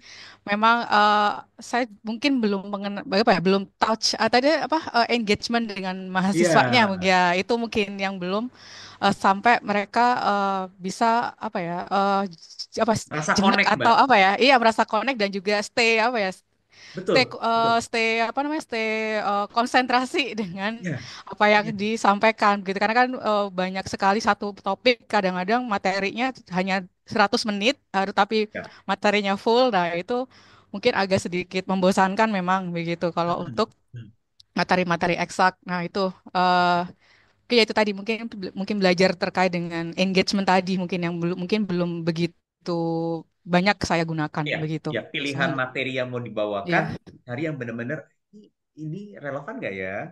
Bisa connect iya, nggak ya? Bisa lebih mudah diterima sama mahasiswa gitu kan? Dengan iya. generasinya, dengan pengalaman, dengan experience dan knowledge-nya. Betul. Iya, Gitu, Mbak Nur. sehari-hari mungkin ya gitu. Iya, hal-hal sederhana itu jauh lebih mudah sih, Mbak, Iya, diterima. iya. Yes. Baik. Terima kasih Mas Wahyu, Thank Mbak you, Mbak Abel. Nur. Terima kasih. Terima kasih Mbak Nur. Selanjutnya kita ada lagi Bapak Ibu yang mau bertanya. Oh, ini sudah ada juga Mbak Janet Alin. Halo Mbak Janet, selamat siang. Halo, selamat siang. Apakah bisa Siang. dinyalakan kameranya sebelumnya? Saya nggak bisa nyalain kamera. Mohon maaf ya. Tadi Apa apa, Alin? tadi aku waktu pertama nanya juga. Yes, Iya, Alin, silakan silakan. pertanyaannya. Oke, siang Mas Wahyu. Saya Siang, Alin. Alin. Sebagai background kerjaan saya ini kan sebagai production planner di satu manufaktur farmasi. Yang akibatnya saya harus presentasi ke stakeholder, bahkan sampai site director terkait jadwal produksi pabrik seperti itu dalam jangka waktu 3 bulan 4 bulan ke depan. Nah, sehingga seringkali call to action yang ingin saya sampaikan itu enggak hanya dari saya, tapi juga saya open untuk masukan dari para stakeholder tersebut. Ya. Nah, ya pertanyaannya jadi bagaimana ya menyusun formula dengan baik gitu untuk ya sebagai call to action kan biasa closing presentasi. Kayak gitu, Mas. Yes, Karena banyak kepala ya yang datang Mm-mm. ke Mbak Alin. Iya Bagaimana benar. memfilter itu tugas pertama dari Mbak Alin. Memfilter ide, gagasan, atau message yang nanti akan diteruskan ke bawahan menjadi call to action. Ya kan, Mbak? Mm-mm. Mm. Apakah mau semuanya atau mau satu-satu? Apakah mau diakomodir semuanya juga atau enggak sebenarnya? Itu pilihan juga yang harus dijawab sama Mbak Alin. Kira-kira yang datang dari stakeholder semua segala macam itu harus ditelan mentah-mentah dan diteruskan gitu saja atau enggak? Bisa atau enggak? Jadi kalau misalnya bisa, oke, silakan. Tapi belum tentu itu semua relevan atau langsung bisa applicable dan bisa diteruskan ke subordinate-nya Mbak Alin di bawah. Mm. Jadi harus difilter sih Mbak. Nggak bisa semuanya. Kalau semuanya belum tentu nanti isi kepala orang, apalagi di atas yang punya authority gitu ya, sangat mungkin akan subjektif. Jadi nggak ketemu dengan audiens yang levelnya ada di bawah. Authority-nya sebagai Mbak Alin sebagai yang akan meneruskan ke bawah, sebenarnya finalnya ada di Mbak Alin. Begitu Mbak Alin. Jadi dipilih-pilih aja Mbak Alin. Atau ya mau dimodify juga boleh aja. Kasih saya satu contoh boleh nggak Mbak? Misalnya contoh yang membuat Mbak Alin kesulitan. Supaya saya Boleh. dapat gambarannya. Ya, contohnya Isunya ya.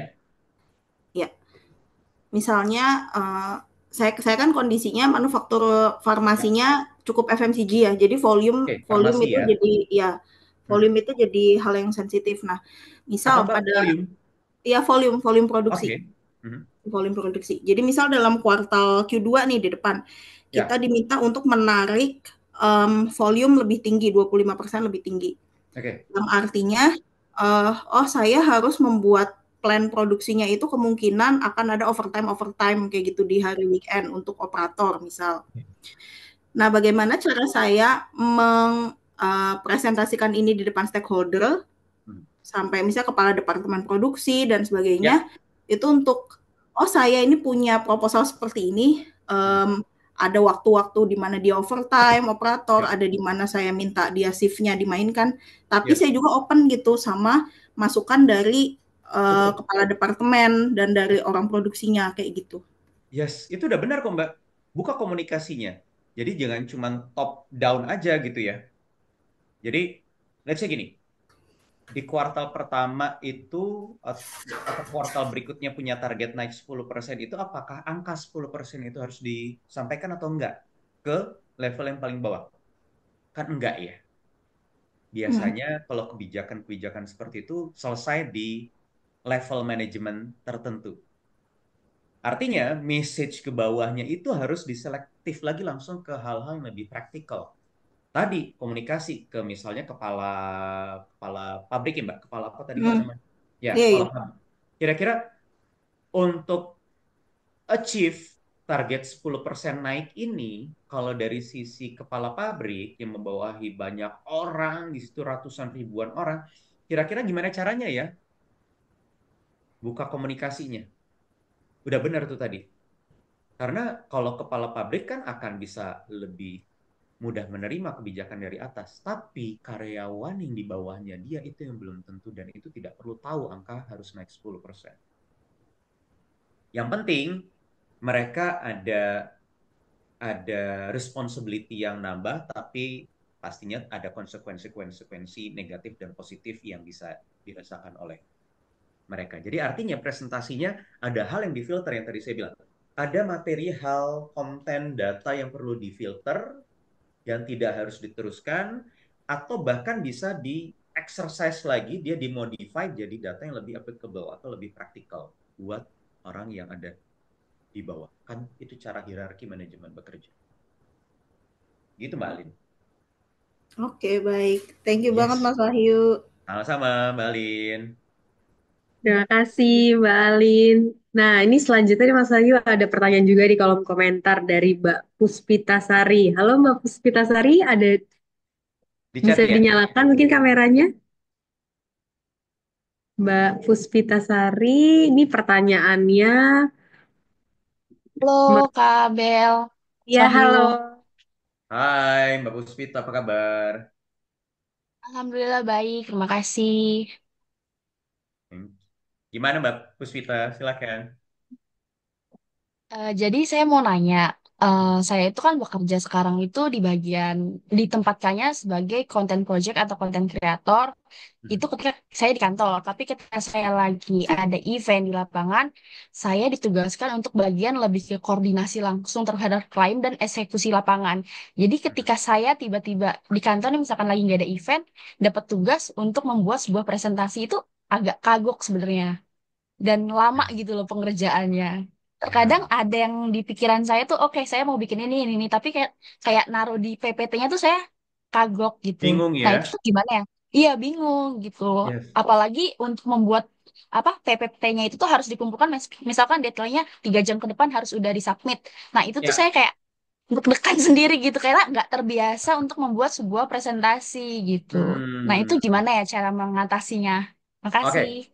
Thank you Mbak Puspita. Mbak Puspita, pertama yang harus dilakukan sama Mbak Puspita adalah durasi presentasinya berapa lama? Cari tahu. Misalnya, 10 menit. Waktu 10 menit itu akan bisa didistribute ke berapa slide ya? Asumsi yang paling ideal, walaupun ini bukan standar baku ya, kalau saya dan sering dipraktikan ke beberapa case, satu slide itu estimasi aja misalnya 1 menit. Berarti waktu 10 menit itu akan diterjemahkan ke 10 slides. Kalau mau satu slide 1,5 menit, boleh-boleh aja. Monggo-monggo aja. Mau satu slide 2 menit, boleh-boleh aja. Tergantung nanti isi slide-nya. Tapi kalau mau mulai patokan, coba patokannya satu slide 1 menit dulu deh. Supaya lebih gampang. Artinya, stick di 10 slide aja. Karena waktunya cuma 10 menit. Kenapa harus seperti ini pendekatannya? Supaya nggak melebar kemana-mana tuh Mbak Puspita. Supaya lebih terarah. Cara kerjanya Mbak Puspita membuat slide itu lebih terarah. Oke, konsentrasi 10 slide isinya apa aja? Oke, kita mulai sekarang satu-satu. Temanya apa? Judulnya apa? Itu kedua. Harus cari judulnya dulu. Walaupun presentasi sering untuk urusan pekerjaan itu nggak wajib juga ada judul ya, tapi paling nggak judulnya buat kita. Supaya memudahkan mendirect kita untuk bikin satu slide demi slide tadi itu. Kalau udah, baru collect data, cari tahu audiensnya siapa, sesuaikan data itu dengan audiensnya. Kalau mau lebih mudah lagi sih, kalau mau cara konvensional dan tradisional, pakai sticky note, tempel aja sticky note, mau di tembok, di meja. Oke, ada 10 sticky notes, yang nomor satu itu apa isinya. Tulis aja dulu pakai tulisan tangan. Nomor dua apa, nomor tiga apa. Dan jangan banyak-banyak, ingat waktunya satu slide cuma 1 menit. Jadi datanya jangan banyak-banyak, narasinya juga jangan panjang-panjang. Itu namanya seperti orang bikin storyboard. Kalau orang di film, di industri film, sineas itu bikin storyboard seperti itu. Supaya memudahkan mereka untuk bekerja. Pengambilan gambar, editing, dan lain-lain. Sama kayak bikin presentasi slide. Gitu Mas Puspita. Ya, terima kasih Mas Wahyu. Sama-sama. Oh iya, coba cari referensi di Canva deh. Canva itu sekarang, aduh enak banget sih. Saya pakai dua sih. Saya masih pakai PowerPoint juga, tapi saya pakai Canva juga. Biasanya Canva itu saya pakai buat cari inspiring ide yang relevan sama tujuan saya presentasi. Misalnya saya mau bikin proposal untuk budgeting, tren budgeting yang ada di Canva seperti apa sih stylenya. Bahkan mereka juga kasih cara narasi-narasinya mau seperti apa, konten penulisan datanya seperti apa. Jadi lebih up to date dan lebih bagus ya, namanya juga lebih up to date, jadi sesuai tren saat ini. Begitu, Mbak Puspita. Kasih banyak Mas Wahyu. Sama-sama, thank you. Terima kasih Mbak Puspita. Nih selanjutnya nih masih ada beberapa penanya lagi nih Mas Wahyu. Selanjutnya ada Mbak Patricia tadi yang udah raise hand ya. Mbak Patricia, apakah bisa dinyalakan kameranya untuk bisa bertanya ke Mas Bisa. Wahyu? Oke, silakan Mbak. Terima kasih. sebelum saya tadi ada Mas Sofwan yang duluan. Iya, nanti Bagaimana? setelah ini Mas Sofwan ya. Jadi Mbak Patricia dulu nggak apa-apa, silakan. Oh, nggak apa-apa ya, Mas Sofwan. Terima kasih atas kesempatannya. Jadi, saya percepat saja. Setiap minggu saya harus melakukan presentasi itu di setiap Senin. Um, Latar belakangnya quality assurance untuk luxury property. Jadi kita sudah disiapkan matriks-matriks yang contohnya dari review dari berbagai platforms, Ya. termasuk yang paling mudah Google Review lah. Dan setiap minggu kan angkanya pasti akan berbeda. Nah, itu kita bilang itu head of department meeting, itu cuman sekitar 45 menit. Dan kita ada sekitar 10-an department. Jadi satu Oh, department wow. itu hanya bisa 4,5 menit untuk presentasi dan harus cepat. Dan jadi pertanyaannya begini, bagaimana saya mengelaborasikan sedikit storytelling untuk 4,5 menit ini em, yang tidak boring karena kan ini repetition kan setiap Ya, minggu. Jadi kalau hari Senin nanti saya presentasi itu lagi semuanya kan jadi nggak berwarna gitu kita hari Seninnya. ya, Jadi bagaimana nih? Apakah ada advice ya. sehingga membuat hari Senin kita menjadi berwarna gitu, menjadi highlight Mondays? Terima Ya, oke. kasih. Alright, oke. Thank you Mbak Patricia.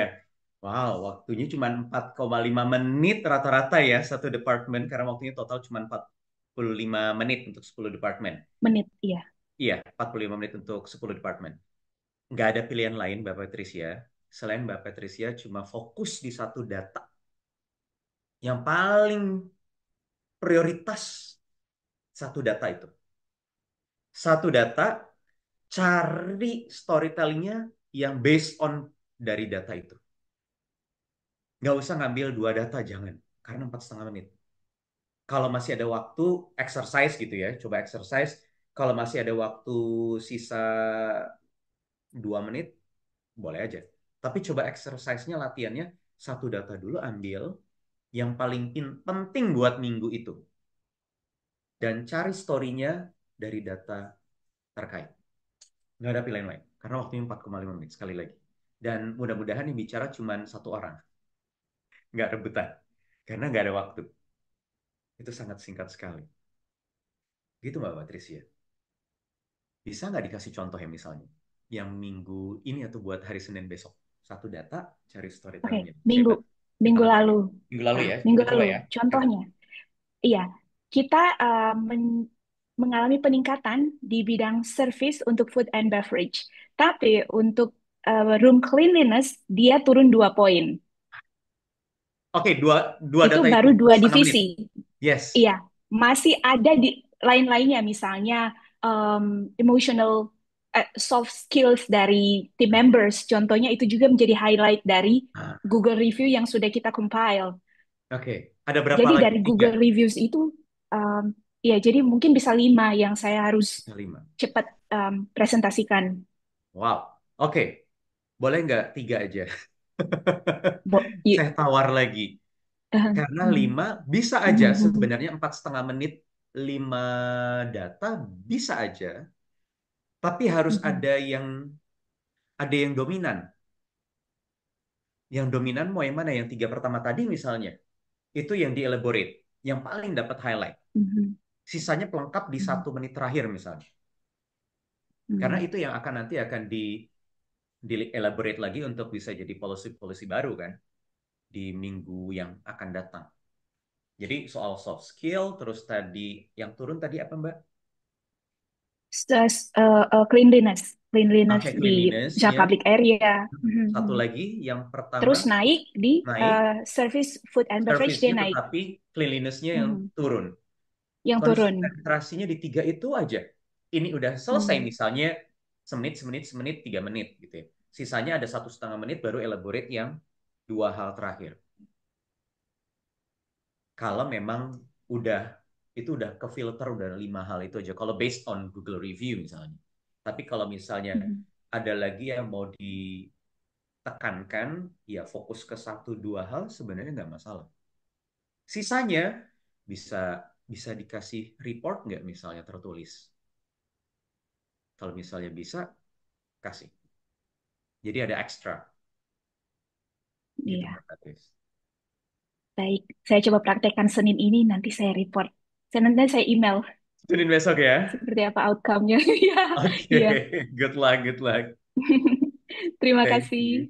Thank Terima you, Mbak kasih semuanya. Patris. Sangat Kalau membantu, bisa, sangat membantu. thank you, thank you. Terima kasih Kalau Mbak bisa tetap Patricia setengah untuk menit ya. Seru pertanyaannya. sih. Seru, seru, seru. Iya. Seru Dan ya Mas. Kita saya mau lanjut. cerita sedikit sih. Ya. Siapa tahu ini bisa jadi pelajaran juga buat kita semua. Jadi saya tahun 2022, iya. 2022 ya, sekarang 2022. 2022 itu pernah dikasih waktu presentasi sama seorang leader di satu perusahaan yang cukup terkenal di Jakarta ya. Leadernya itu usianya 60 plus, udah mendekati 65 tahun kayak kalau nggak salah waktu itu. Dan saya dikasih waktu 20 menit untuk presentasi. Oke, 20 menit. Jadi saya nyiapin waktu itu slide-nya 12 slides. Saya ingat banget, ada 12 slides. Saya udah siapin materi dan udah saya kirim ke staffnya untuk backup. Nanti pas di day-nya itu mereka udah ready lah. Saya tinggal datang presentasi bla bla bla bla bla bla. Tapi ternyata Hamin satu staffnya nelpon saya, sekretarisnya. Mas, Bapak besok cuman punya waktu 10 menit. Oke. Dan minta materi slide-nya satu slide aja. Mati loh. Ini udah Hamin satu, gue udah bikin 12 slides, tapi tiba-tiba Hamin satu mereka, si bapaknya minta di concise aja dia di satu slide. Dan meetingnya di restoran, bukan di ruang meeting. Jadi, saya harus ubah formatnya dari yang landscape jadi portrait. Dalam satu slide, presentasinya pakai iPad. Sambil ngopi, nggak sambil makan juga. Walaupun prakteknya setengah jam juga sih, sama ngobrol-ngobrol gitu setengah jam kayaknya lebih. Tapi intinya apa? Intinya saya harus memfilter dari 12 slides itu yang tadinya penting nih buat si bapaknya, karena saya butuh approval si bapaknya. 12 slides itu yang tadinya 12 poin besar, saya cuma tuangkan jadi 5 poin utama. Karena saya cuma punya waktu 10 menit. Jadi formatnya kurang lebih berdiri begini aja, kayak ya udah kayak kayak bawa iPad gitu ya, iPad-nya udah tinggal tinggal di preview, nggak perlu di scroll scroll, itu semua udah kelihatan semua gambarnya. Dan itu ada soal angka, numbersnya saya kayak cuma nulis misalnya misalnya ada angka 100 juta, saya cuman tulisnya seperti ini. Enggak kelihatan nih karena pakai green screen. 100 mil, 100 million.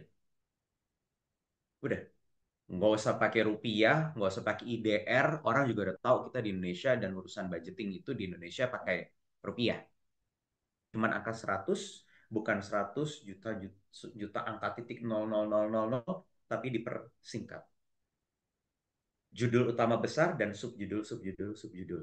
That's all. Dan ternyata turn out emang modelan si bapaknya itu ya sekali lagi leader, dia juga nggak cuma punya satu perusahaan, jadi banyak kerjaannya, multitasking, dan maunya satset, satset, satset. Saya menyesuaikan audiensnya seperti apa. Dan as requested dari mereka.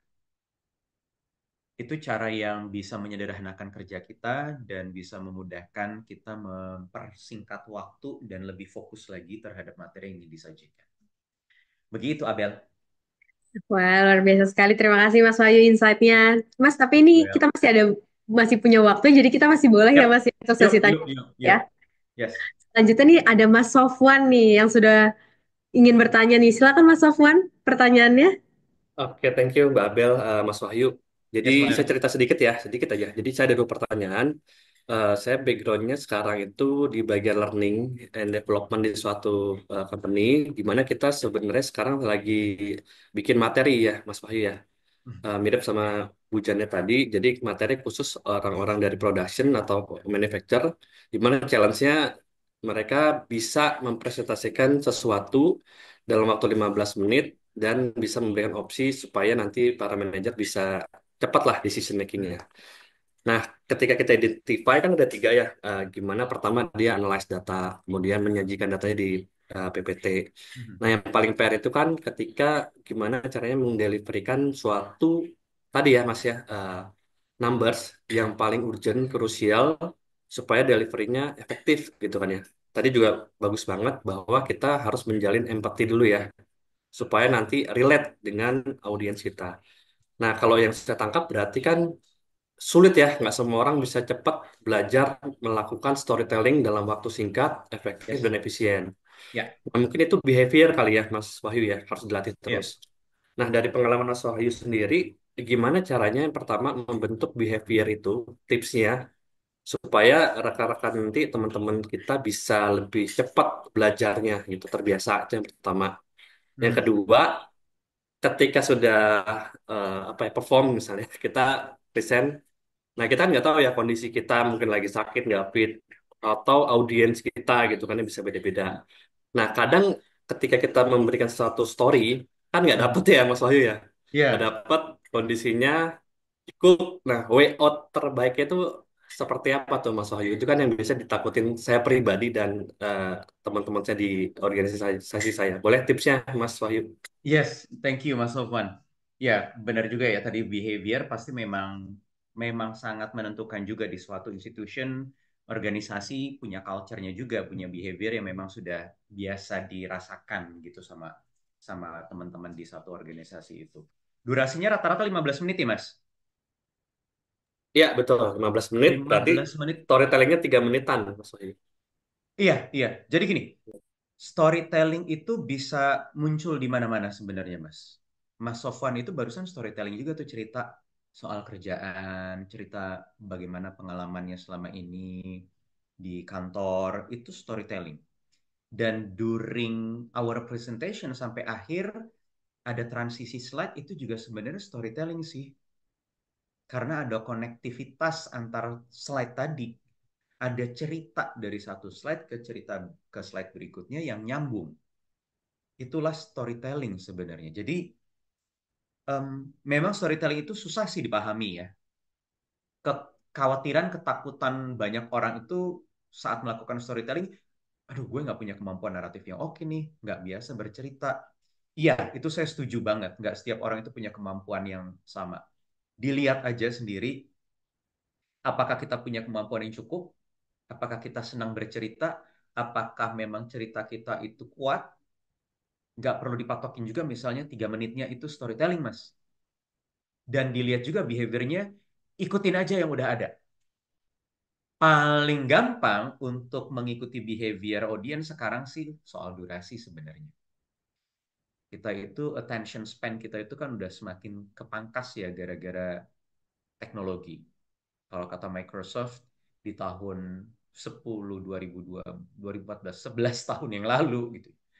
Itu katanya attention span manusia itu less than 10 seconds. Apalagi sekarang tahun 2025. Artinya setiap kurang dari 10 detik kita itu udah mulai mikirin hal lain. Aduh, di WA siapa yang WA ya? Aduh, di medsos siapa yang komen ya? Aduh, di email siapa yang email ya? Jadi udah nggak fokus. Artinya sequence per 10 detik atau dalam 1 menit kita itu harus benar-benar dinamis. Itu yang paling penting. Mau itu by data aja, mau itu pakai storing, intinya yang paling gampang adalah jangan dragging, jangan kelamaan. Fokusnya di situ aja sih, Mas. Kalau misalnya tadi ada kondisi lagi yang lagi kurang sehat, ya pasti namanya orang lagi kurang fit, kurang sehat, performance pasti akan sangat terasa ya. Ya, kalau itu sih tergantung personal kita tiap orang itu beda-beda. Pendekatannya beda-beda. Tapi kalau mau secara teknikal sih, ya kalau emang lagi kurang fit, dipersingkat aja. Makin dipersingkat lagi. Nggak harus 15 menit, 5 menit, 7 menit, 8 menit, selesai. Sebenarnya nggak ada masalah.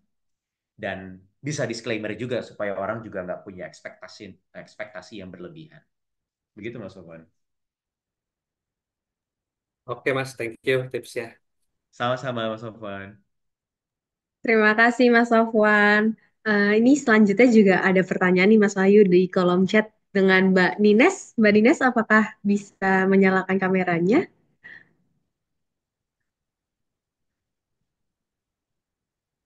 Iya, bisa, Kak. Oke, silakan Mbak Nines. Pertanyaannya bisa langsung disampaikan nih ke Mas Wahyu. Ya, terima kasih Kak Abel dan Mas Wahyu. Hai Mbak Nines, apa Halo, kabar? Mas Wahyu.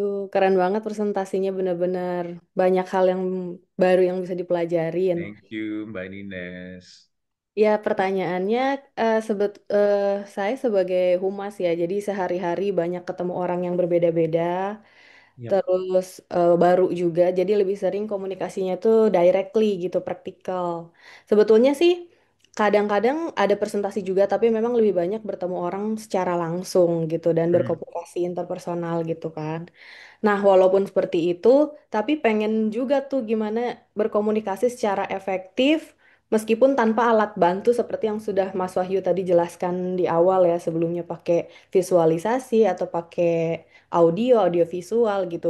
Gimana sih caranya biar bisa tetap mengengage lawan Ya, bicara meskipun tanpa alat bantu tapi juga pingin menyampaikan pesan dengan baik, dengan efektif dan dapat dimengerti gitu. Secara kan interaksi itu interaksi secara langsung seperti ini tuh kadang bisa membantu, kadang juga bisa mengganggu gitu. ya, iya, iya, betul, betul. Thank you Mbak Nines. Nah, terima Mbak kasih Nines, Mas Wahyu. konteksnya presentasi atau meeting? Kadang-kadang lebih banyak sih ketemunya langsung di lapangan ya. Ketika ketemu langsung Ya, di lapangan itu, saya memang kadang harus presentasi dan menjelaskan sesuatu secara langsung saat itu di tempat gitu loh. Jadi right, pengennya oke. gimana caranya supaya eh, sesuatu yang saya jelaskan itu bisa secara gamblang dan bisa Ya, dimengerti tanpa si audiensnya ini atau lawan bicaranya ini bosen gitu. ya, ya, Asik. ya. Alright, oke, thank you. Jadi, ya sambil ngobrol ya, conversation, nggak sih Mbak? Bentuknya seringnya conversation, tapi di situ juga ada message yang disampaikan gitu ya. Jadi kayak semi-semi presentasi juga, tapi bentuknya kerangka besarnya adalah sambil ngobrol, Betul, conversation. betul. Jadi kalau conversation itu artinya satu, nggak formal. Ya udah pasti. Udah pasti conversation udah pasti nggak formal. Apalagi langsung di lapangan. Jadi ngobrol. Konteksnya ngobrol. Kalau konteks ngobrol itu artinya suasana itu harus dibawa serileks mungkin. Jadi nggak bisa tuh dibawa kaku. Pak, baik Pak, saya mau menyampaikan dua hal nih Pak. Kaku kalau kayak gitu. Jadi konteksnya sambil ngobrol aja tapi disisipkan Mbak. Nya secara terselubung dalam tanda kutip. Jadi smooth aja gitu. Misalnya ya, contoh gitu. Misalnya lagi Mbak Nines di industrinya apa Mbak? Government Di government. Boleh tahu di mana? di Kemayoran. Di Kemayoran di ini di Satnek. Iya, iya. Oke, apa namanya? Aku lupa. Apa Mbak namanya?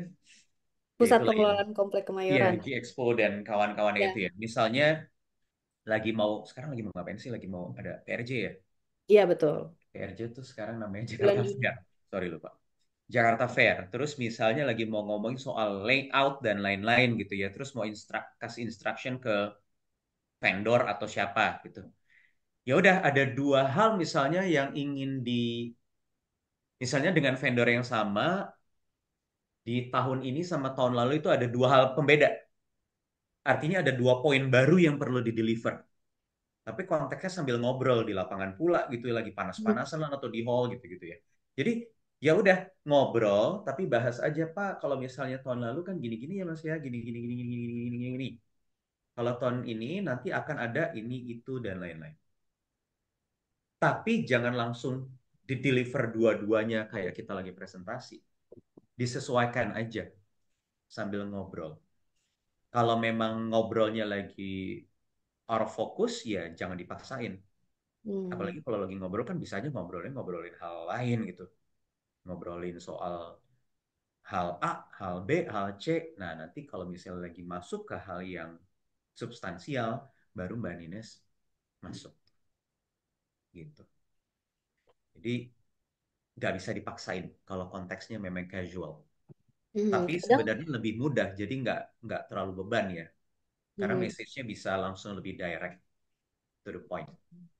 kadangkala pernah juga kondisinya itu harus presentasi yang sifatnya Hmm. educational ya. Ya. Jadi banyak data, banyak sejarah juga, banyak tokoh-tokoh yang harus disampaikan ya supaya nggak ketukar-tukar gitu. Ya. Nah, eh, justru malah kondisi seperti itu yang saya mikirnya takutnya nih audiensnya cepet bosen gitu dengan Ya.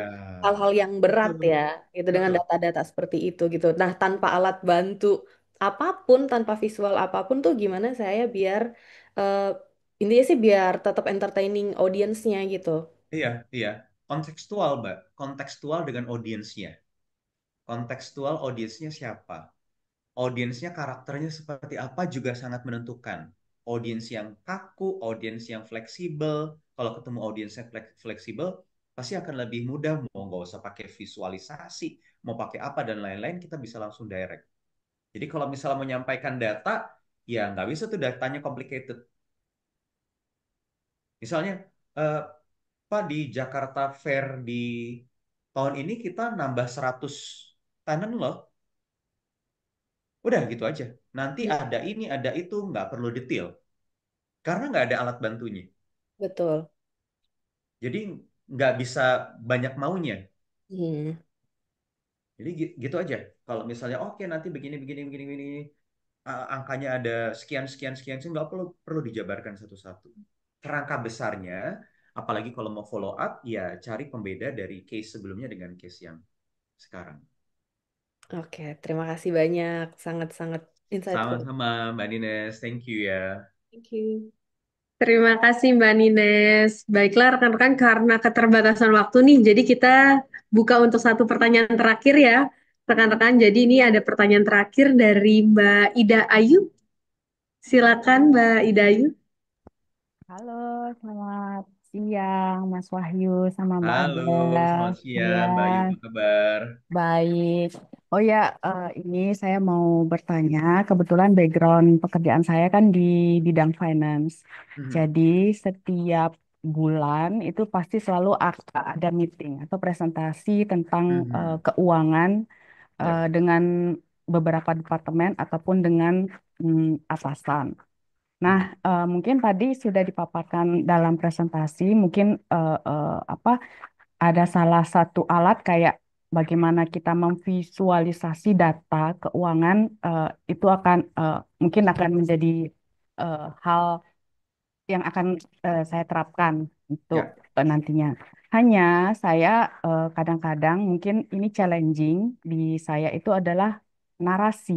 Jadi saya Hmm, merasa bagaimana sih mungkin tipsnya agar eh, saat penyampaian itu ringkas, singkat, dan saya juga nggak banyak ngomong gitu, karena saya ya, merasa ada apa ya namanya, kadang kalau berbicara itu kurang terstruktur seperti apa ya, mungkin, jadi saya harus mungkin belajar di situ. Jadi saya pengen dapat tips dari Mas Wahyu bagaimana sih kita mengatasi misalnya terlalu banyak nih kadang-kadang di otak, oh ya. aku pengen ngomong ini, oh kayaknya ini topiknya Nah, ini. Nah, tapi pada saat eh, di sana menghadapi misalnya pada saat meeting udah hilang dah tuh apa yang tadi. Walaupun maksudnya kadang-kadang kurang, ya mungkin kurang terstruktur itunya. Jadi yes, pengen dapat tipsnya untuk hal tersebut, Mas Wahyu. oke. Thank you Mbak Mbak Ayu.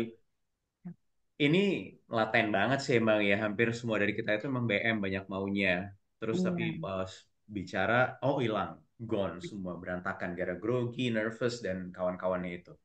Yang paling sederhana buat kita yang kurang kemampuan naratifnya, coba bikin pointers, Mbak. Bikin pointers. Pointer satu, poin satu, poin 2 secara terstruktur.